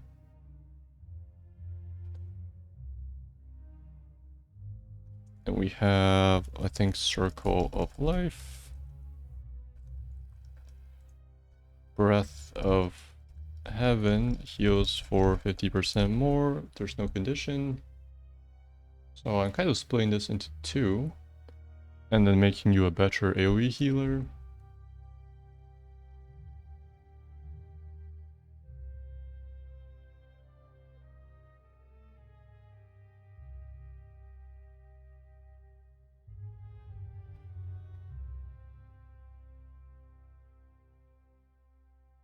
And we could have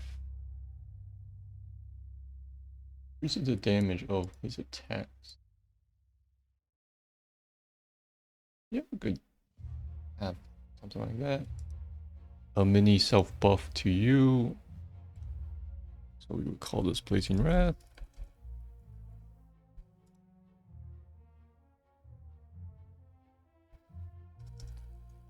Increases damage by 15% for 5 seconds after using Breath of Heaven.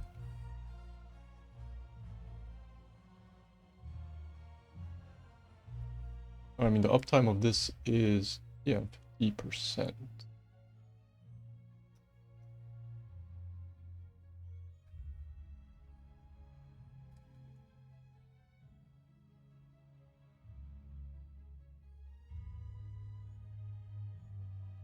I might make the movement here at 13.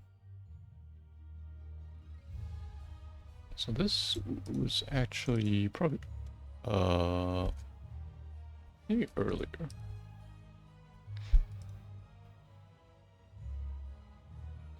This is 13, that's 16. That's your trait. We have Wave of Light.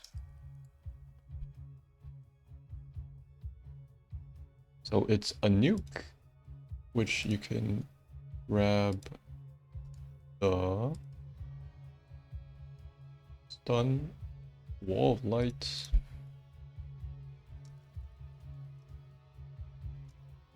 enemies hit by Wave of Light are stunned for 0.5 seconds. We have Shattering Light.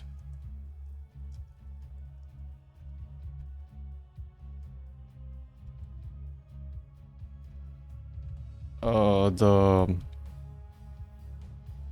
Wave of Light has a shockwave after it with let's say like 10 range to radius. Only hits once. Wave of Light has a shockwave after it with 10 range, 2 radius, only hits once. So this helps with the stun and the damage.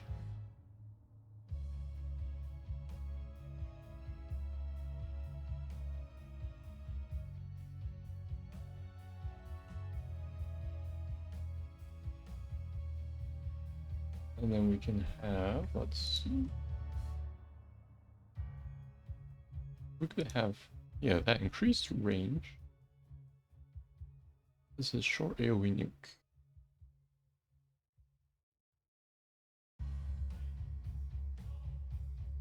We would have this thing called Chalkrin's Graze. Wave of light cast range increased to 5. Increased from 2 to 6. Increased from 2 to 6.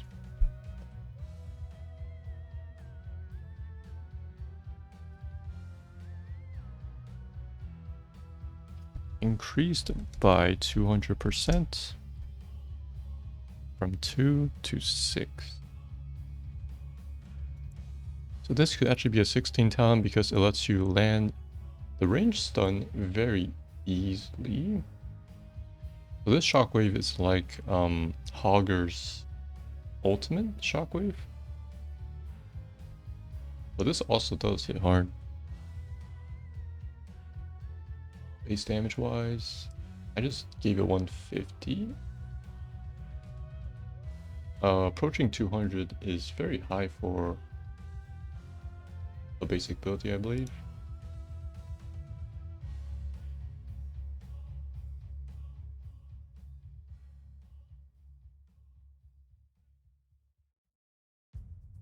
So we have, that's 1, 2, 3, 4.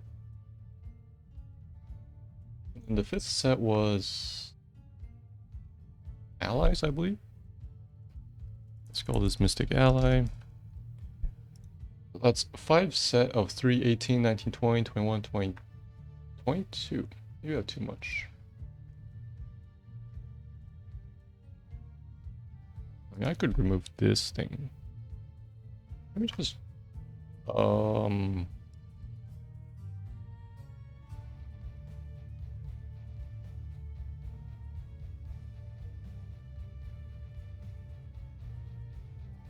me check Johanna real fast.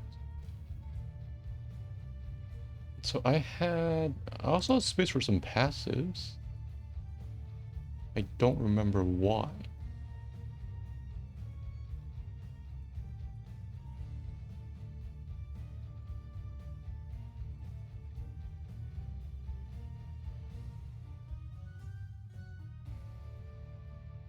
Is it because we only had like 2 talents for each ability?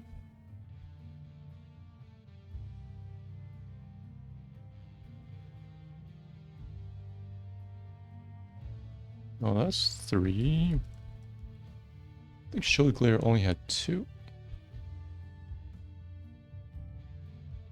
And then we had the set of 3 there, and then Iron Skin had 3. So Iron Skin's the trait. For Kharazim, we have 3 there, 2.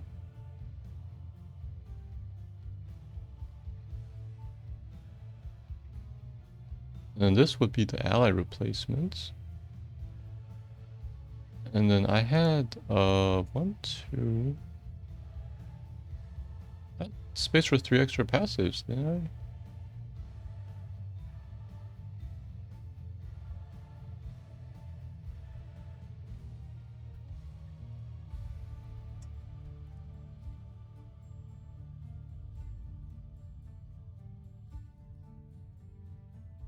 So we have 1, 2, 3, 4, 5, 5, 15. 15, no, 15, 16, 17, 18, 19, 20, 21. Okay, so I had 3 passives also. Okay, no, this makes more sense. So we have Mystic Ally. He can also dodge to it. I don't really like how they have different healths.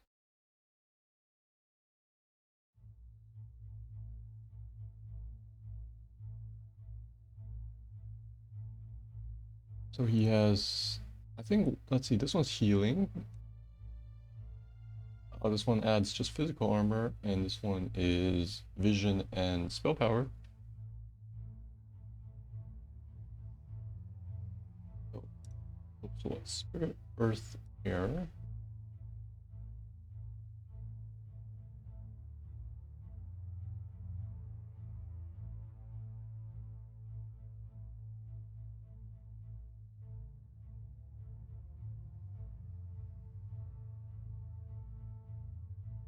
is doing more during that.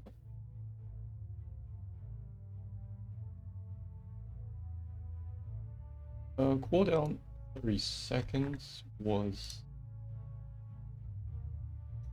fine, I think. 30 seconds. 45 seconds.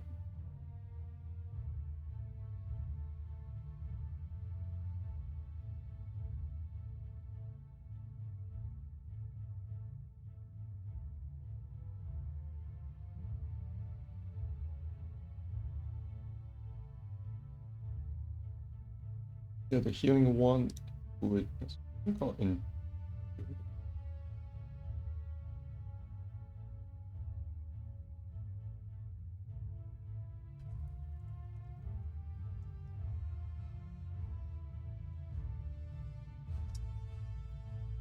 We could mention all allies have 400 base health and 30-second cooldown.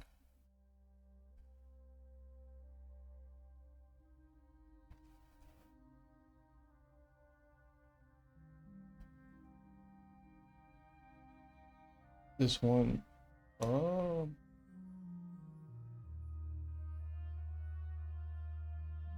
all last like 10 seconds. These things are permanent, I believe. So I would actually make the duration match the cooldown. Let's say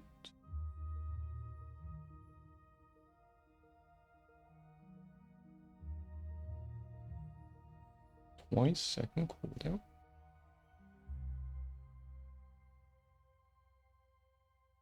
Let's actually make this spammable. 10-second cooldown.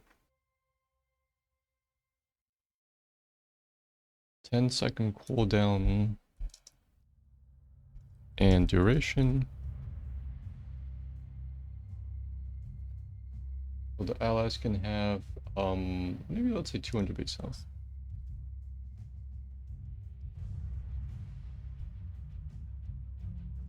Actually, 400 does sound pretty low. It's really spammable. Let's just leave that 400. So all allies have 400 base health, 10-second cooldown and duration. 100% uptime. We have enduring ally. Heals for 2%.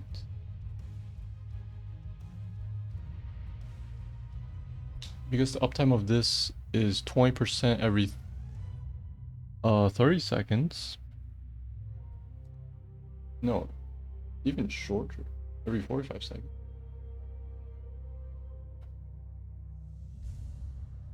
We can have it be reduced to allies heal for 1% of their max health per second.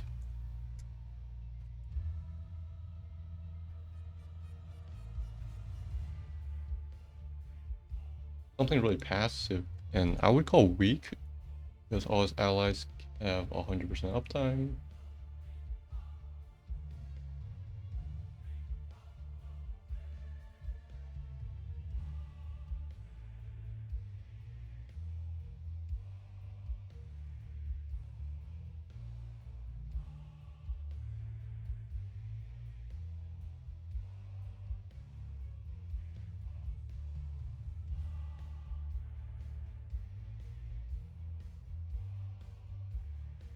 We can have a talent.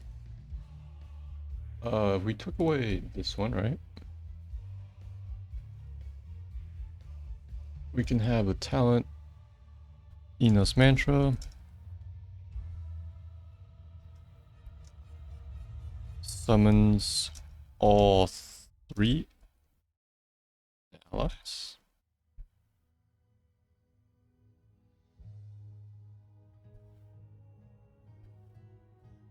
And ally effects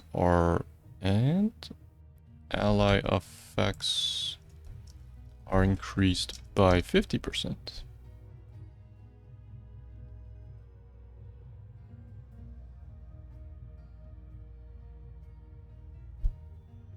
Summons all 3 allies at once, and ally effects are increased by 50%. I didn't want to do 100% because Johanna has 100%, and you pick one law.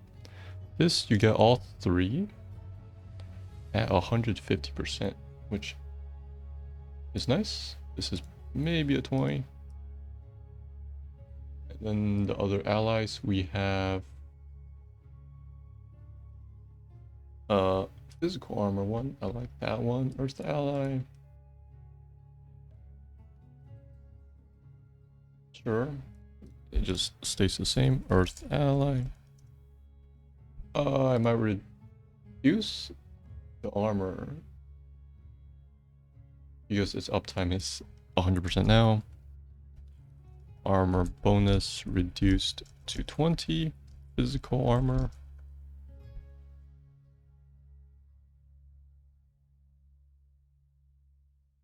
And then we have option 1.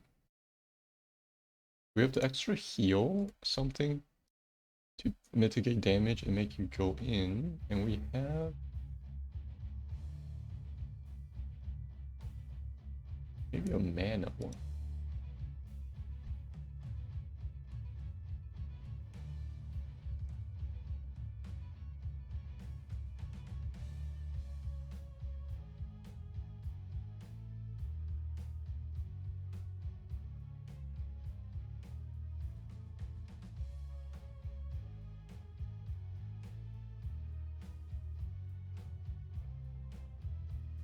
No, let's have an offensive one. Fire ally. We would make this actually allies gain 10% damage. And so yeah, this would also affect auto attackers. It's all damage.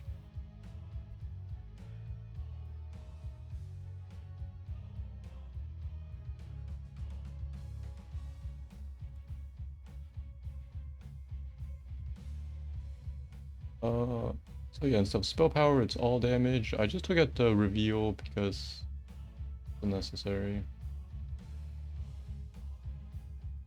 Oh, the color scheme matches. I just know.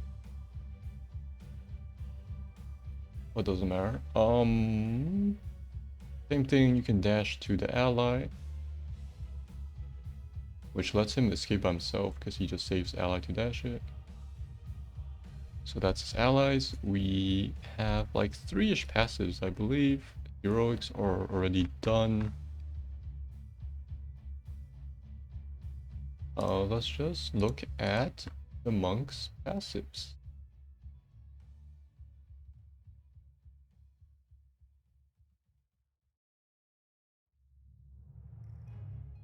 Uses their damage if you hit them. Fleet-footed.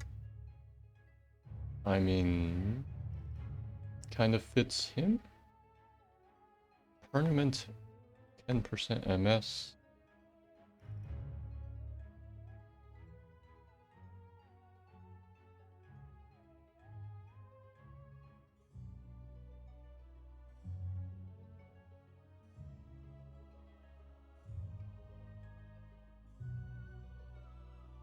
Stacks with other bonuses. We have this one gives MS, this one. Yeah, and then the third MS thing would be fleet-footed. I mean, it fits a lot.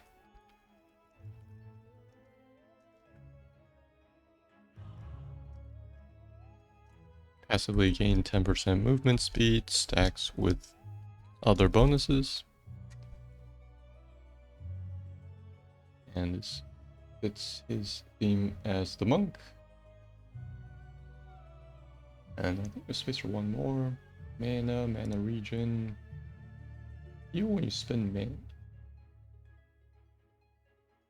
We don't talk about mantras. Initiating. I was thinking he has a unique one, which is, we'll get to there soon.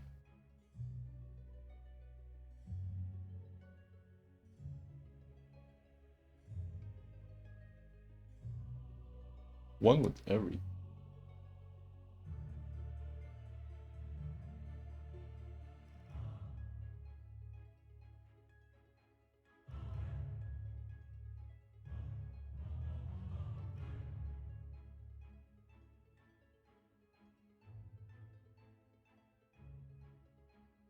Which is unique, and I would probably implement it. Is his death passive? He gets some life and mana back.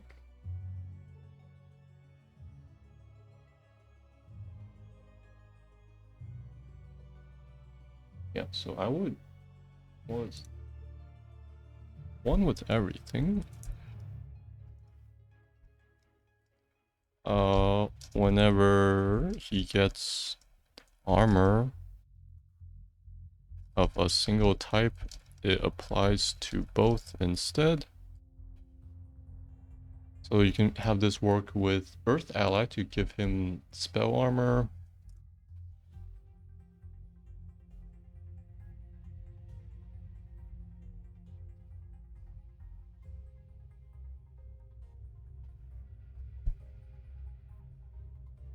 And then we can start putting things down. We have these 3 out of 1.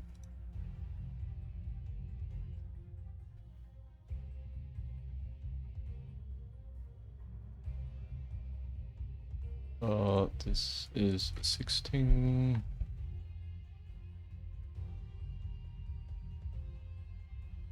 The allies are at 4.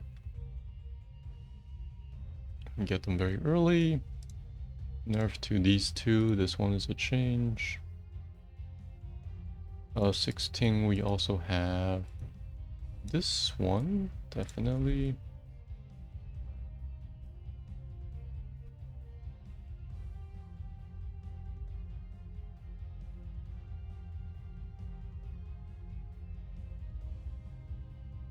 And then we have the speed things, which is this one.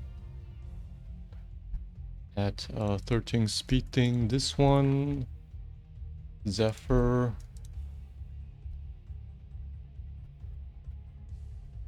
And it's passive, fleet-footed.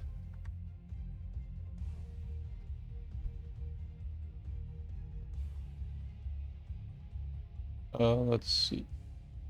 We get 7 and 16. Or maybe buff this to a 20.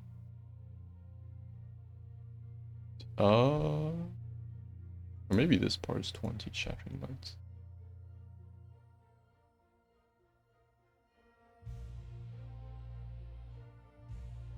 Or make the stun at 20. No, I want the stun earlier so he has some CC.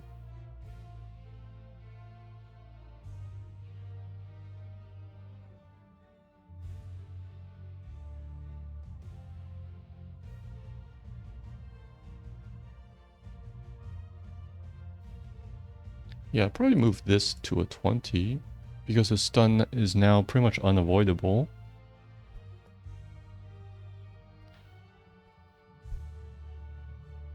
So that's worth the 20. We have Ina's Mantra, which is probably a 20. And then we have... let's see. I wanted to stun early, so Shattering Light can be at 16.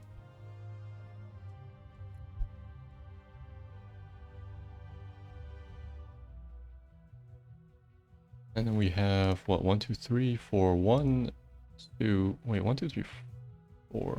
And 1 passive, right? So 7 can get this one, something at 16.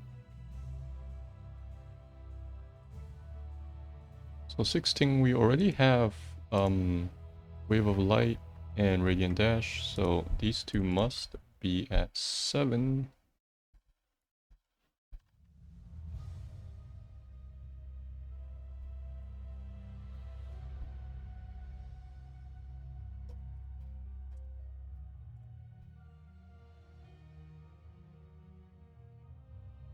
Might as well give this one the healing at 7. So then we have this gimmicky talent at 16.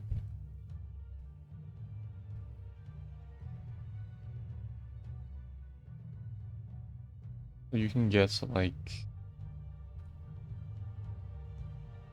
20 physical.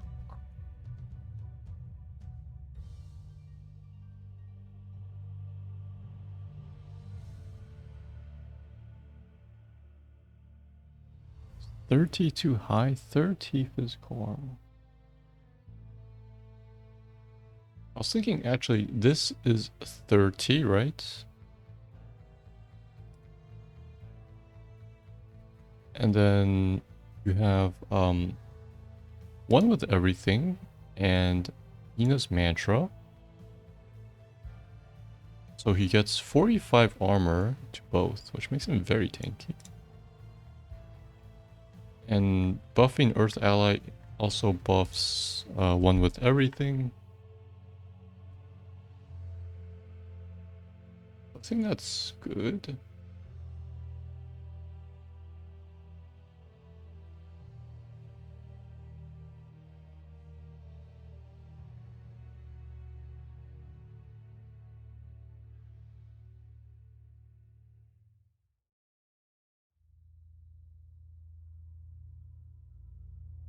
So yeah, since this is a very important pick, you have this or better healing. This you still have the healing ally. This one only heals you though. Or you can get the mana one so you can spam heal more on allies.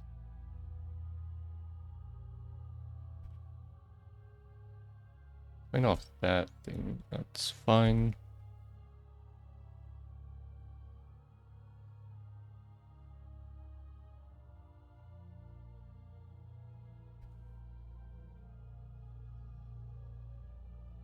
So yeah, this is the new Kharazim.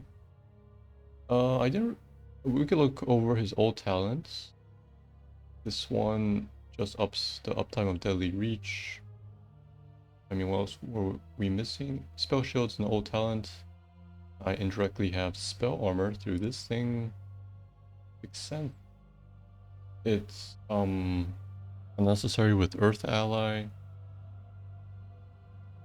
Storm Shield. We have stronger allies now. And then we also have the range spell. So that is Kharazim. And lastly, we have Leoric, who is from Diablo once again.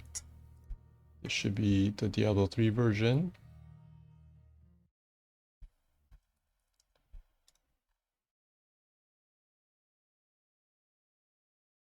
He's a boss in Diablo 3.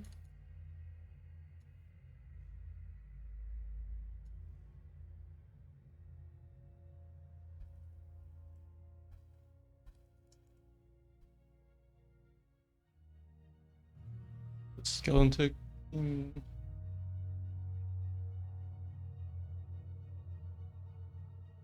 Let's see. He has.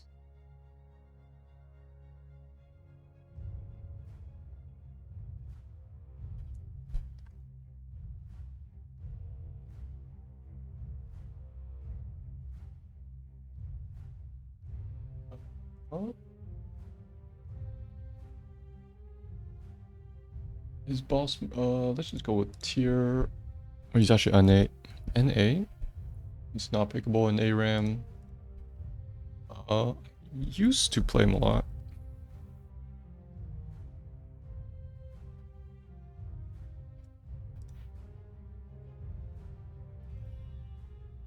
He has free cleave, and he becomes the ghost when he dies. Parts to his treat. That's fine.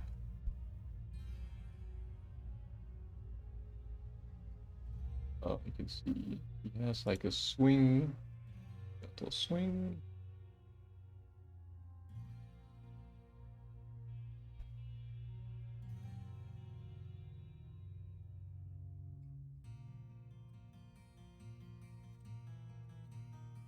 I think, yeah, because of the extra minion damage focus, he's more of a solo hero in the lane.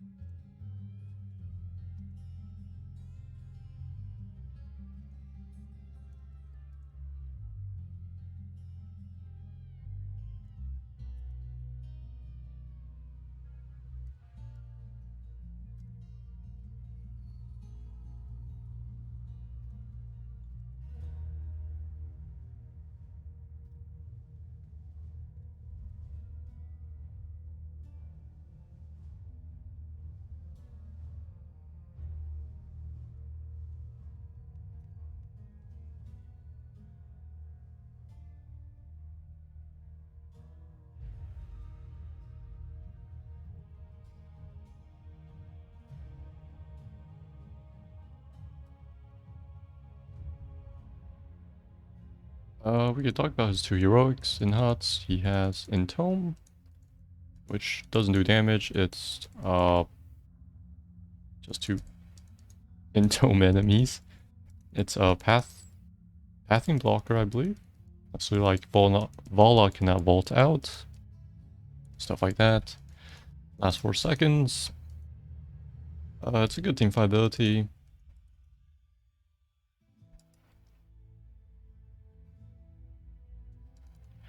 And this other one is March of the Black King, which helps him tank up because he heals when he hits. He's also unstoppable.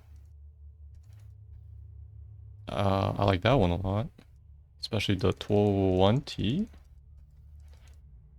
which applies his Drain Hope to enemies hit.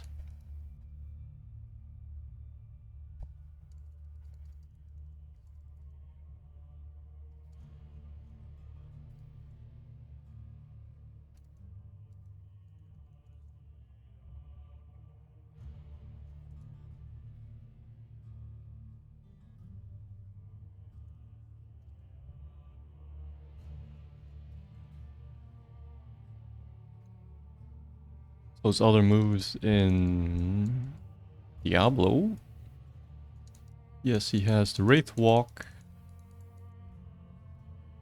which I don't really remember.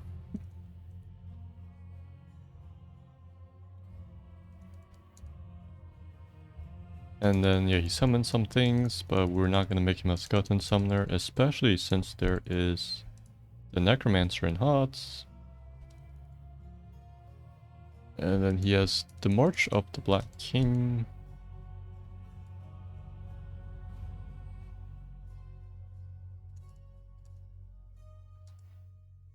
So yeah, they added the Drain thing, which, I guess fits him thematically.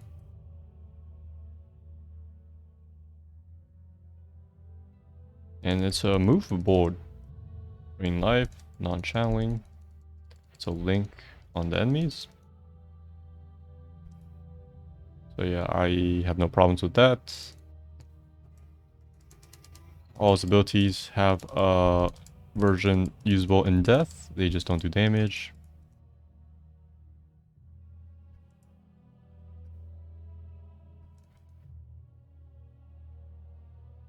And the Drain Life version just makes you respawn faster, I believe.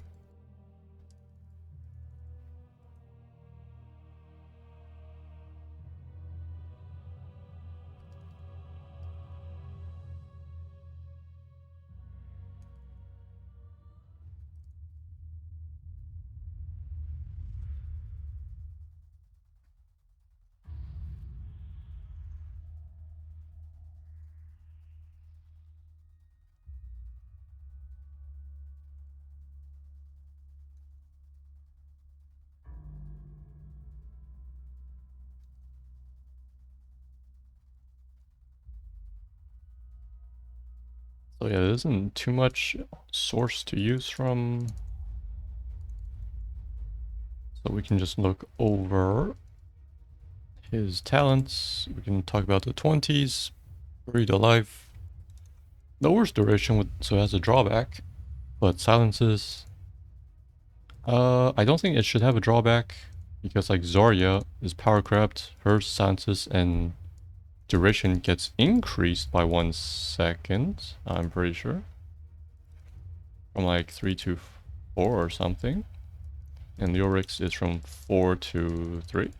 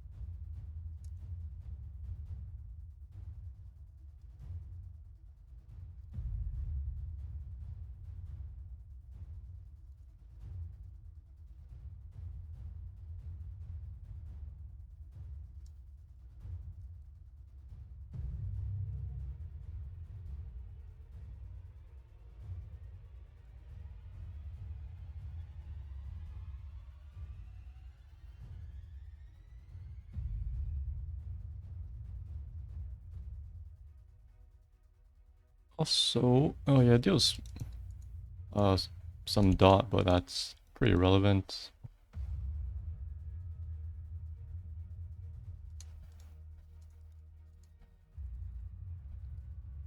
And the other one, March of the Black King. The final swing applies Drain Hope. I would maybe change that so any swing can apply Drain Hope. It doesn't refresh. So you can immediately start draining at the beginning of the sequence, which I think makes more sense.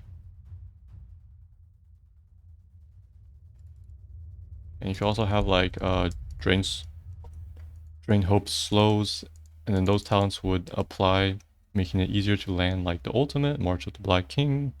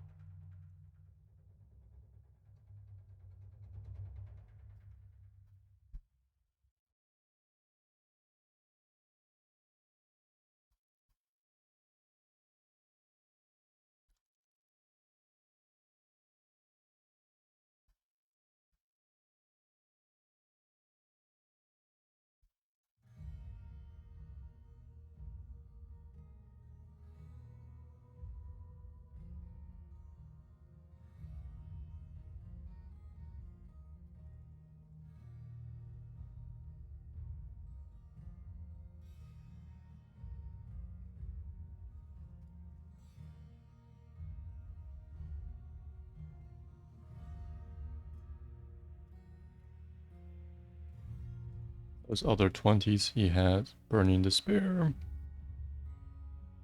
It is Drain Hope specific. Get some AoE damage, get some armor.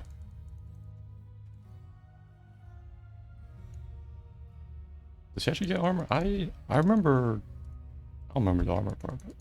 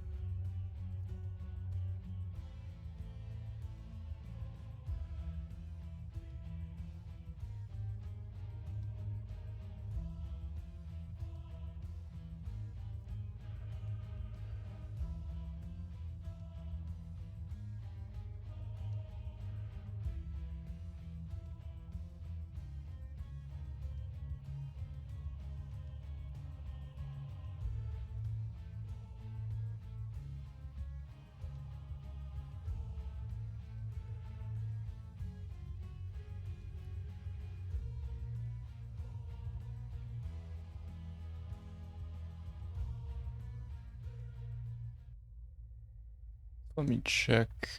Burning Despair. Oh, he does get armor. And yeah, he has the last one is Shroud of the Dead King, super buffed hardened skin. Protected, which is like 100 armor and very short cooldown.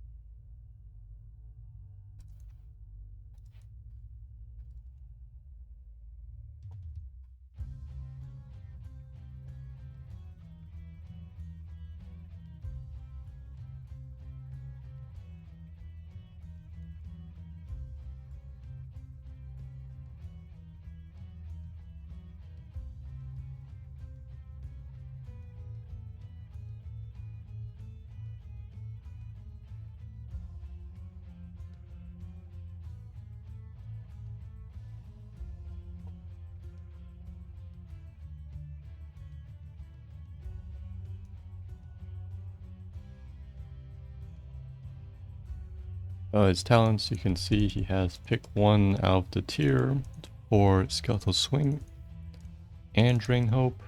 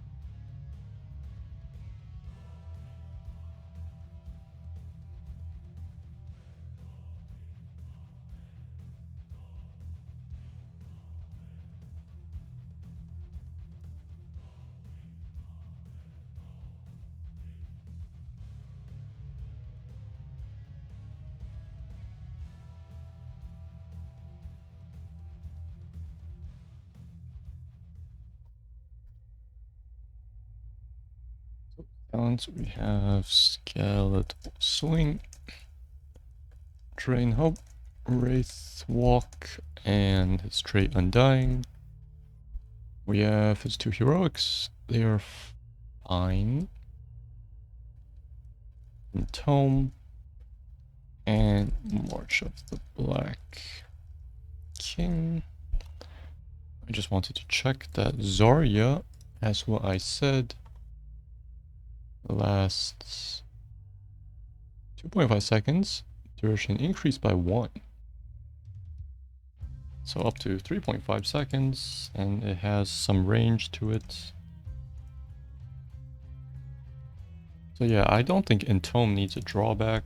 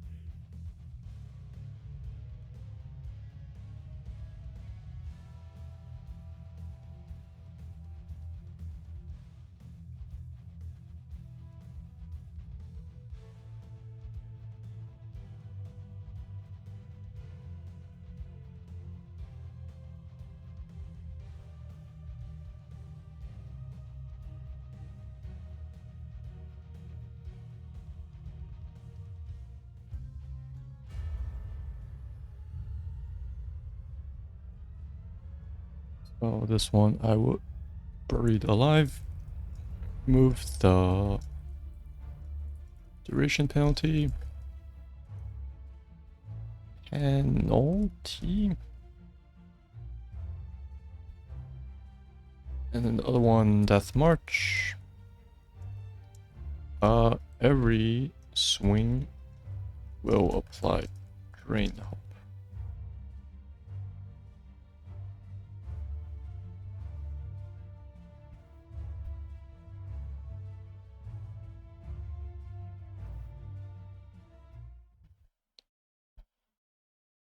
And then we have, I think this is his, what, sustained tier.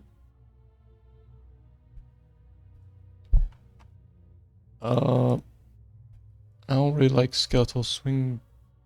The refund. Yeah, it refunds if you hit heroes. So you can spam it more, or it hits harder against minions.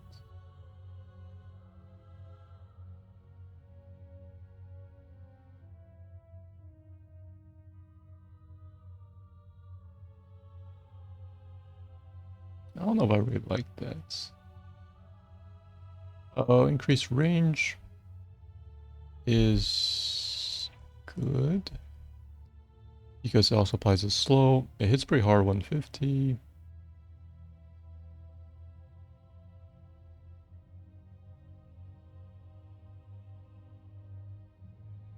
Ghastly Reach is fine.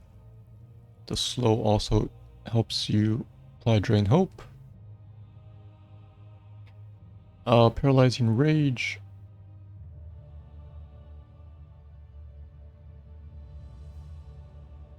Paralyzing Rage.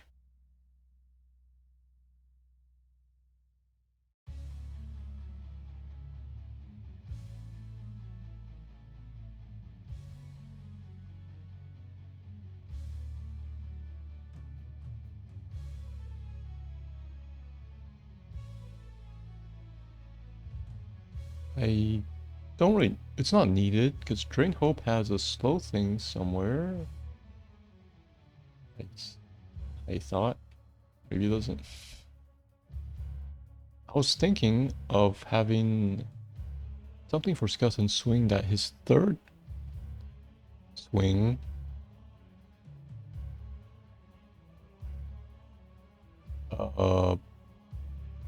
activates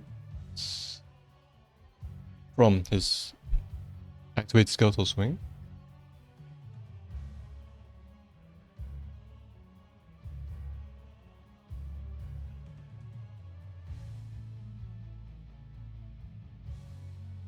So this would probably be like a 16. Let's call it Neo Peasants because that's a funny name. Every third attack triggers a Skeletal Swing instead.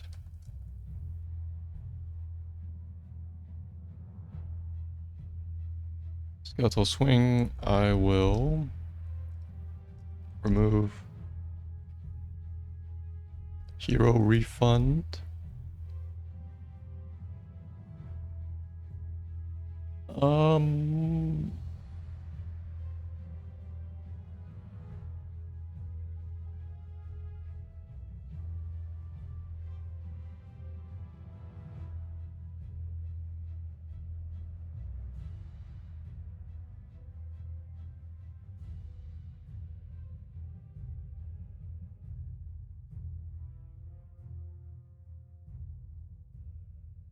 Remove Hero Refund. And bonus minion damage. Because if we wanted the extra effects, we would put it onto talents, so we don't blow down the base ability. Consume vitality. Remove cooldown bonus. Use percentage based. Healing. We could change the healing to 25% of damage dealt is 37.5 per minion. Let's see.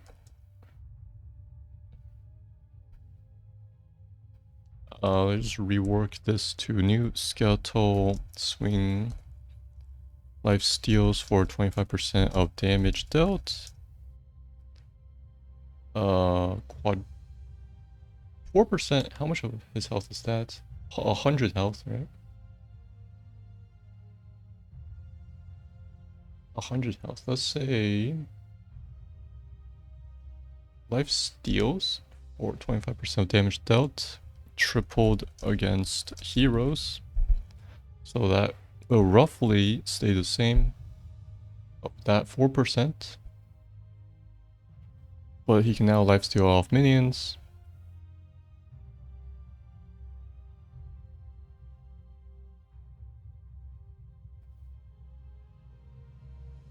So we're already at like attack talents. We have this unique thing. Every third attack triggers skeletal swing.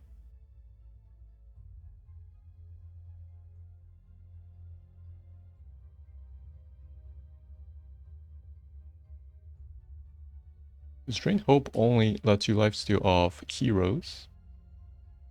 So he has these other things which replenish him.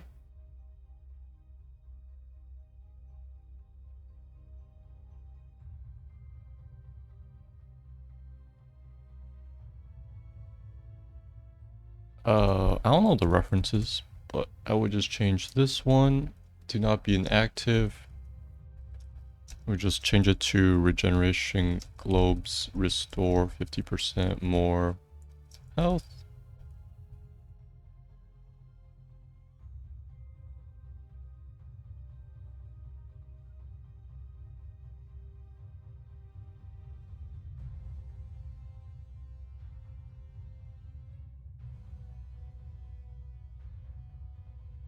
And so this is globes. This you can lifesteal off anything. Better against heroes. This one you can do a slight change. Oh, this is under his traits. Well, actually, not really. It's not related to his trait.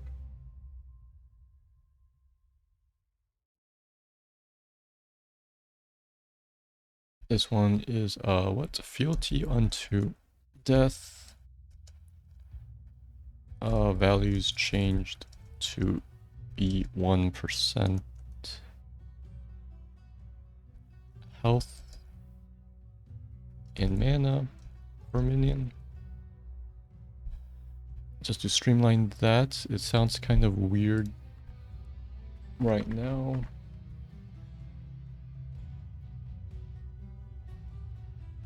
So the 7 into a wave, that's 14 per wave. Okay, sure. Wow, that's a long cooldown.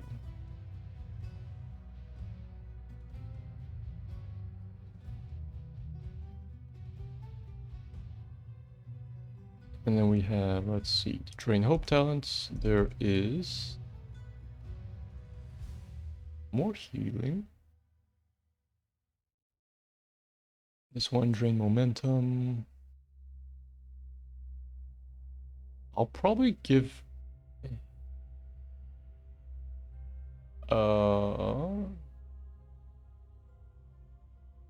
slow the enemy during the cast instead.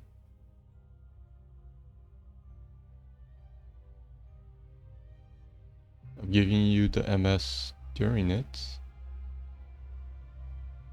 So we have the change to drain momentum.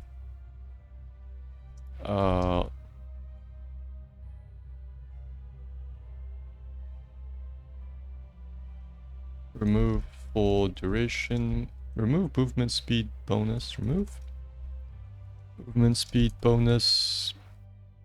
Affected enemies are slowed by 20%. 20% for 4 seconds, so he's pretty much passing his slow onto the enemy.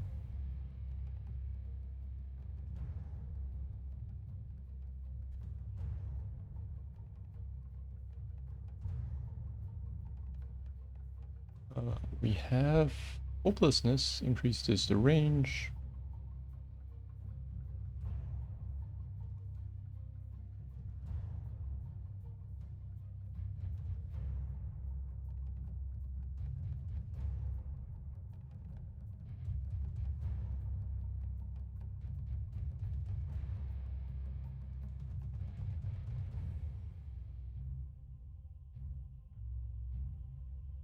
I might make a fear. Maybe that fits thematically. This one is just for cooldown spam. Because I'm also picking things that help Death March. I was thinking... Wait, actually, how long does Death March last? Let's see.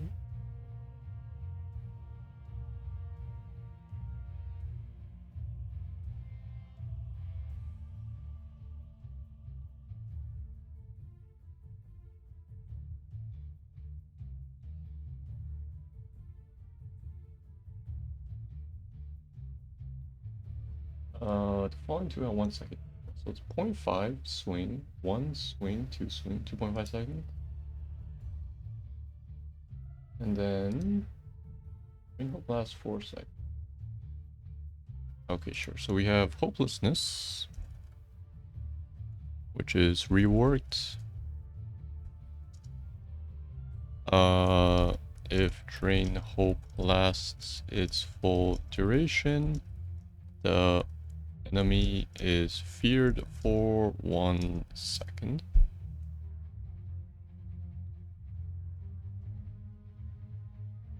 So fear is kind of a hard TC. This is probably like a 16 talent. Crushing Hope.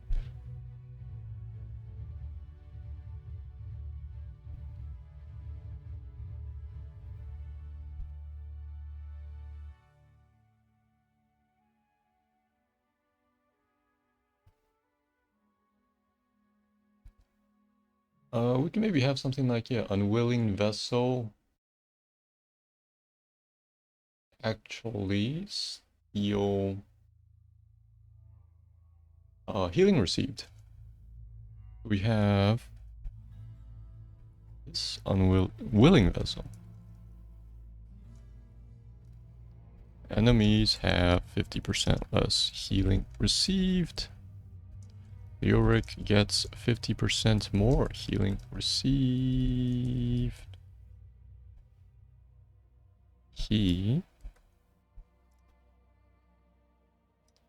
Enemies have 50% less healing received. Or drain hope.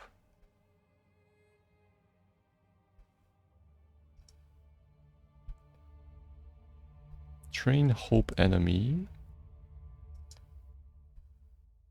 has minus 50% healing received. He gets plus 50% healing received. So he actually heals for 30% of his max health, which we kind of have something like this, heals more. This is 30% actually. As long as he lasts the full thing, so this also feels like a transfer of stats, kind of.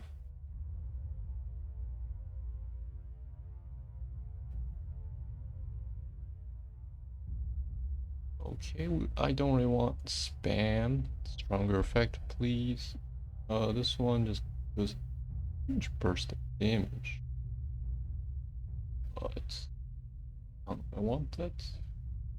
We have Wraith Walk. His movement speed, yes.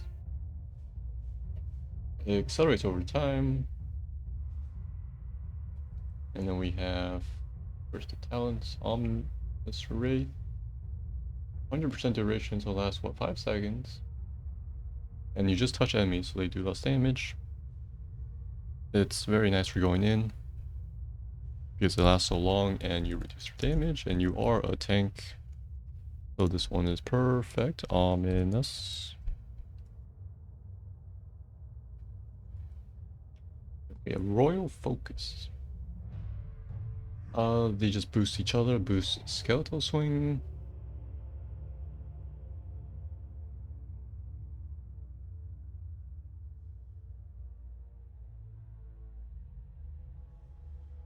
And then was it you swing, hit 2 guys, and refunds Wraith Walk.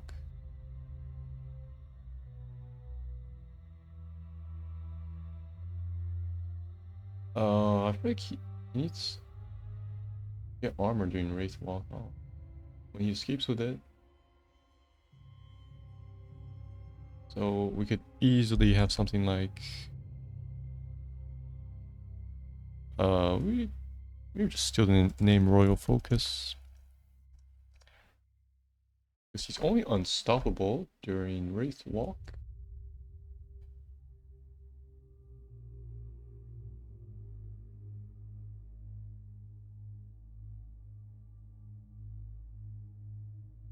So we could have gets 25 armor during Wraith Walk.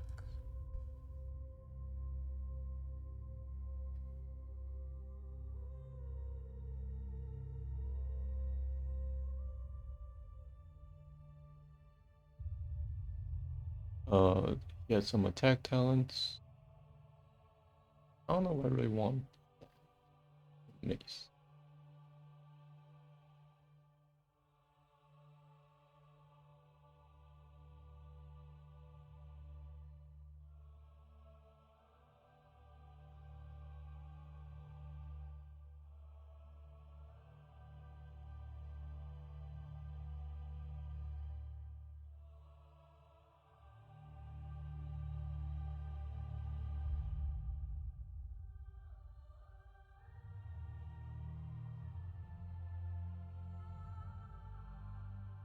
Yeah, maybe another Wraith Walk talent would be... It's tanky, this helps him actually get out using Wraith Walk. He just drops in front of the enemy's face. This one helps him go in, and we can have...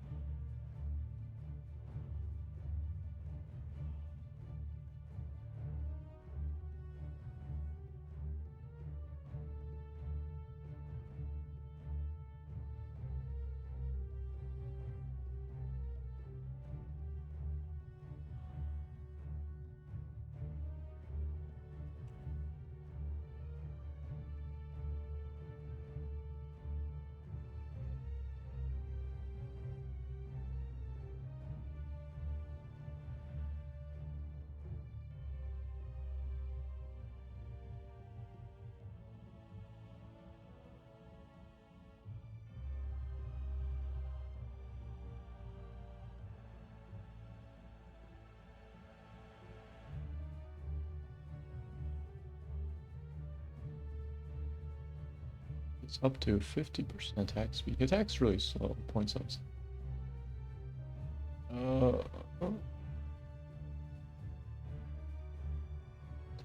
Attacks have life skill.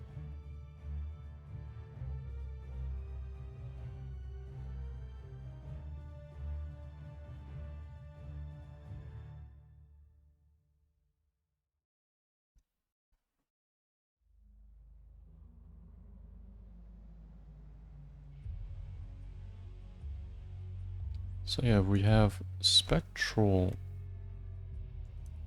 Leech.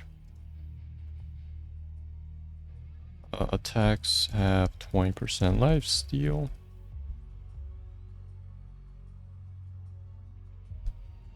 This one is probably at 1. So you pick one with his sustain talents up there.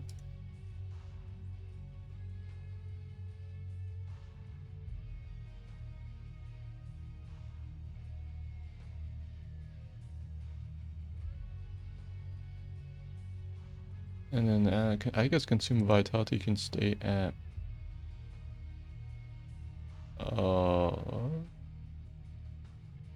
only heroes. And yeah, his max health. So let's remove this, back to remove cooldown bonus.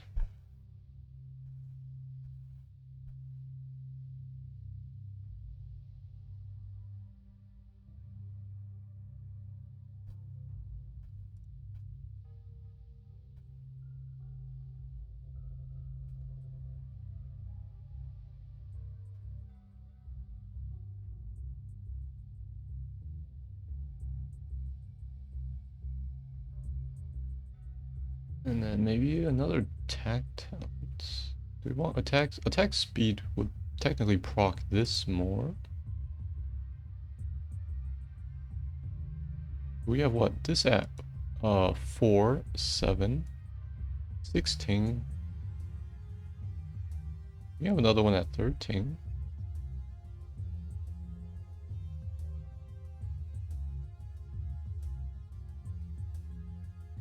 No, we have the attack speed talent at 13. Which would be, yeah, let's call it Mithril Mace. Mace increases attack speed by 30%. I just removed the quest.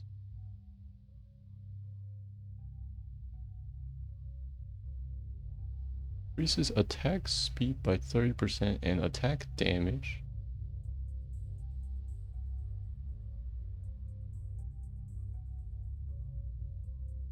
By attack stats 1%. Increases attack speed by 30% and attack damage by 15%. Just a good auto attack DPS talent there.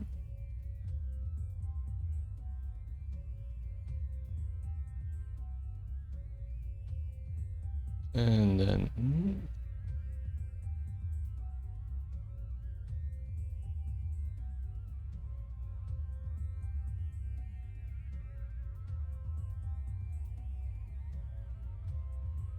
we could definitely have something for his trait, like any nearby hero deaths.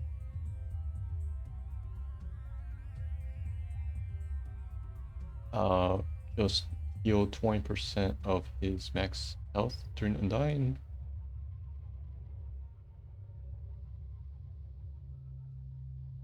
We could call it like Drain Soul. Nearby hero deaths during Undying restores 20% of max health. Helps him come back easier once he just stays around the battlefield.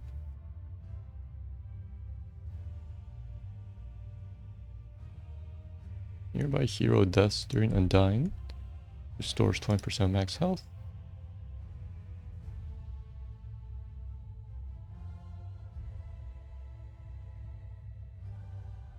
Does field T unto death? How soon this applies during Undying? Maybe. And then since he does come back, we could definitely have another one.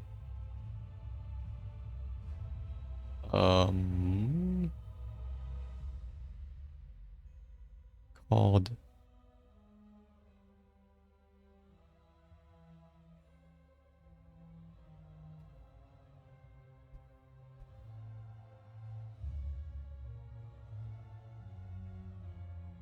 something like Royal Entrance. Royal Entrance. When Leoric revives with Undying, something happens.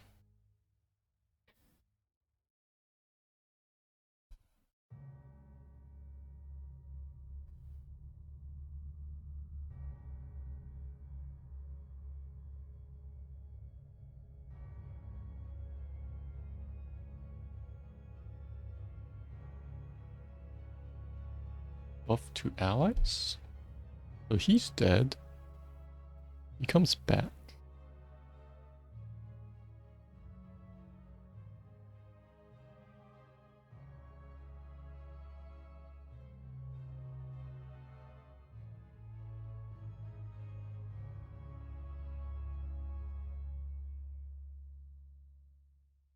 I just give him increased stats for a couple seconds. Such as, Damage, spell power, speed, royal entry.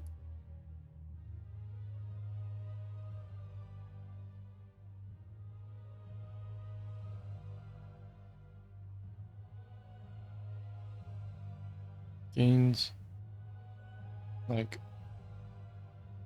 50% attack and movement speed. Decaying over 5 seconds. Something like that. When Leoric revives with Undying, gain 50%. AS and MS decaying over 5 seconds.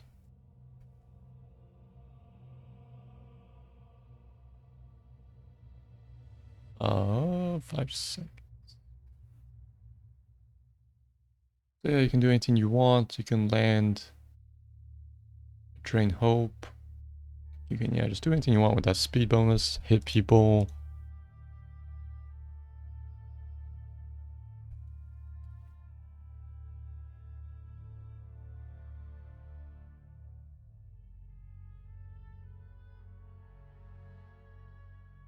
We have 1, 2, 3, 4, 5, 6, 7, 8, 9, 10, 11, 12, 13, 14, 15, 16, 17, 18. Base for 3.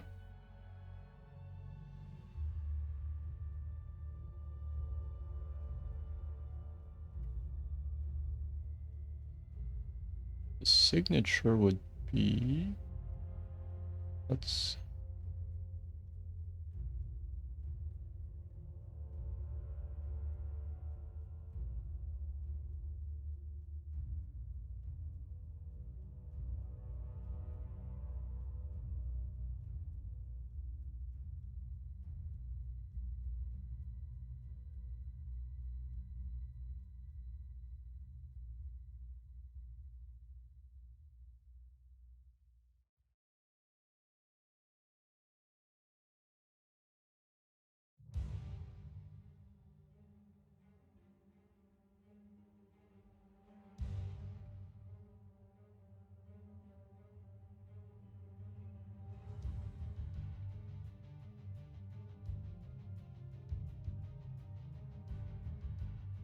Increased range also increases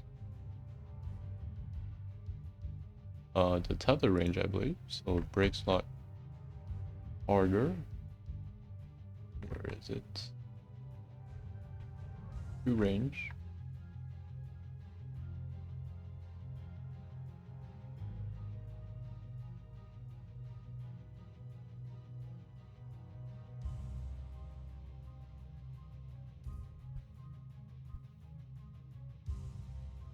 So range could be a thing because we have what, speed, this thing increases healing, something happens at full duration.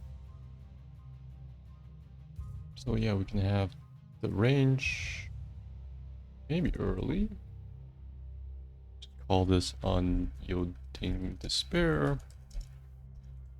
Rain Hope has 20% increased range.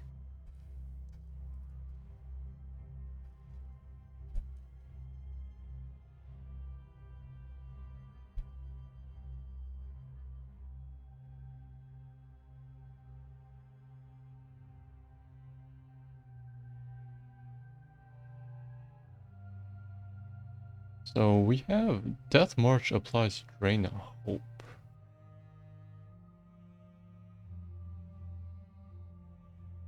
I kind of wanted a cooldown thing maybe for 20, which would be...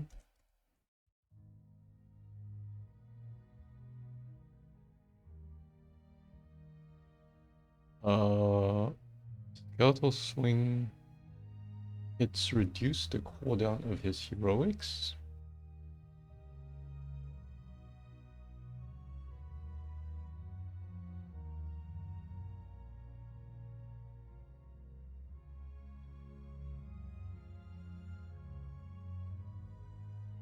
So he can just keep on swinging. That is his theme I'm making him.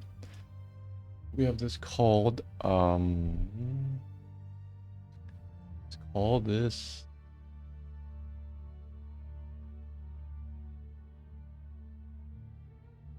I would just call it something, but... Skeletal swing hits against heroes reduce heroic cooldown by 5 seconds.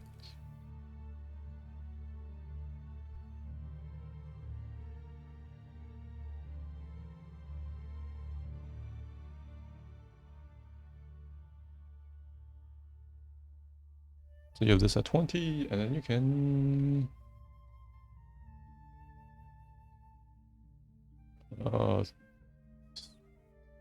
spam.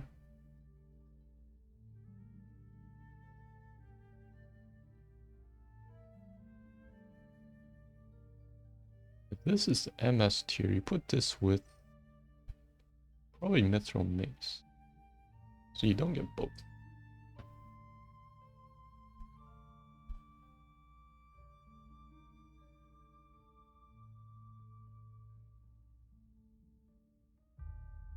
Maybe this is over 10 seconds. And then we have this one is at 20. We will call this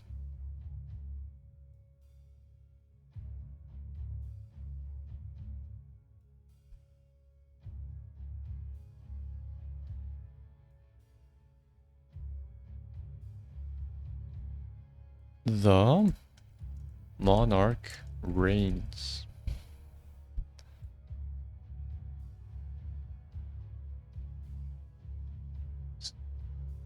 The Monarch Reigns. Skeletal swing against heroes reduce hero cooldown by 5 seconds.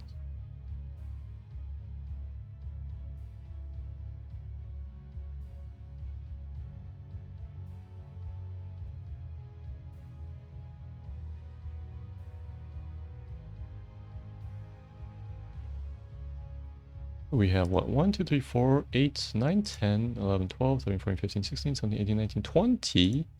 We need one more. This would have been a 20.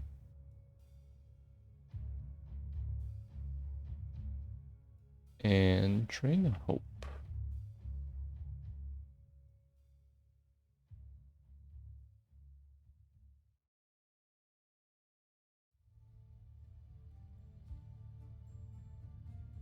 And maybe have, yeah, another one for Drain Hope at 20. This would be called... Let's just call it Crushing Hope. Crushing Hope. If Drain Hope lasts its full duration, the cooldown is reset. So you have to interrupt him during it.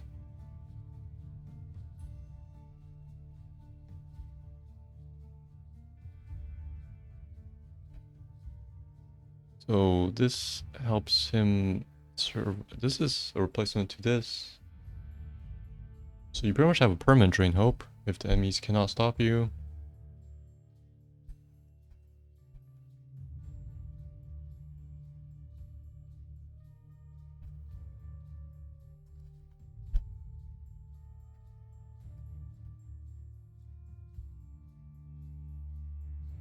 Because this ticks, I think every 2 seconds, ticks 9 times.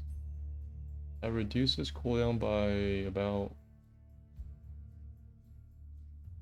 or let's say 5 seconds cooldown. And then we have, let's see, Neo Peasants is at 16 because it's a free cast. We have Hopelessness is also at 16.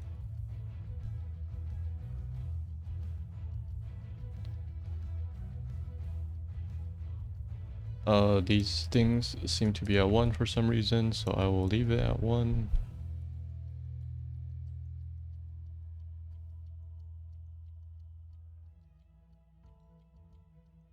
I wanted the full skeletal swing build. We have the range bonus.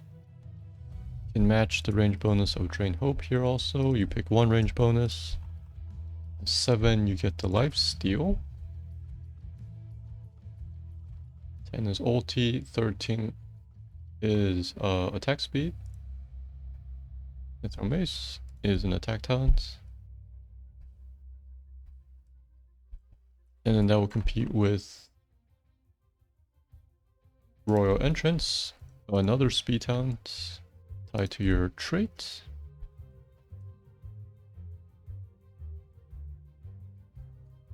And then I think we can put how many Drain Hopes? Drain Hope. Drain Hope. Okay, 7 and 13. We all love Drain Hope stuff. The speed.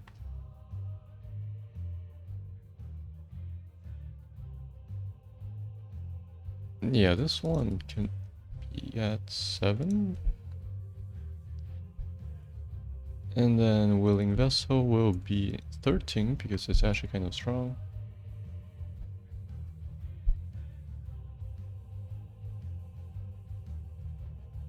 And then so we have what those 3, right? Vitality. Not that. Oh, whoops. This is this thing. We have 4, 7, and 16.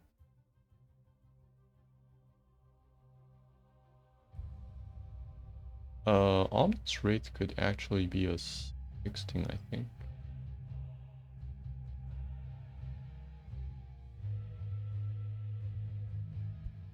Yeah. It's very strong.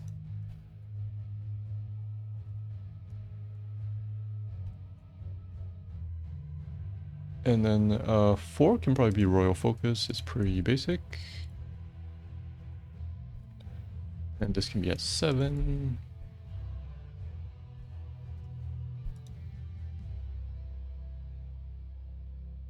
And this is all for Leoric.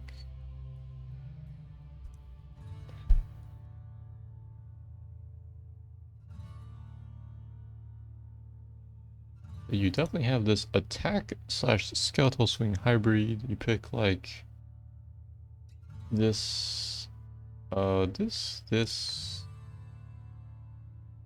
Ghastly Reach.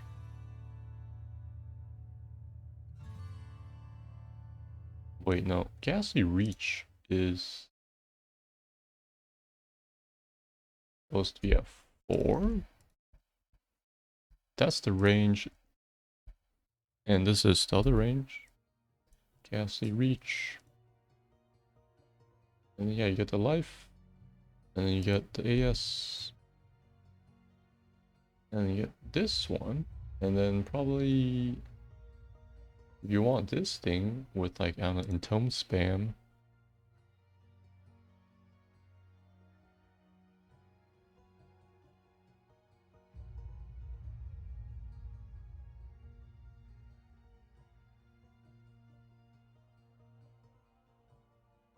Uh, 30% tax.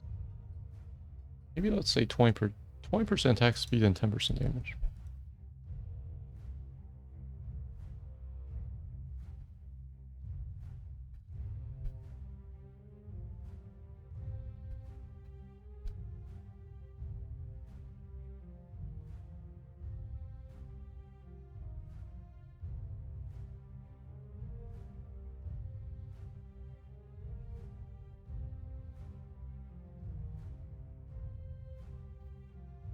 So this is it.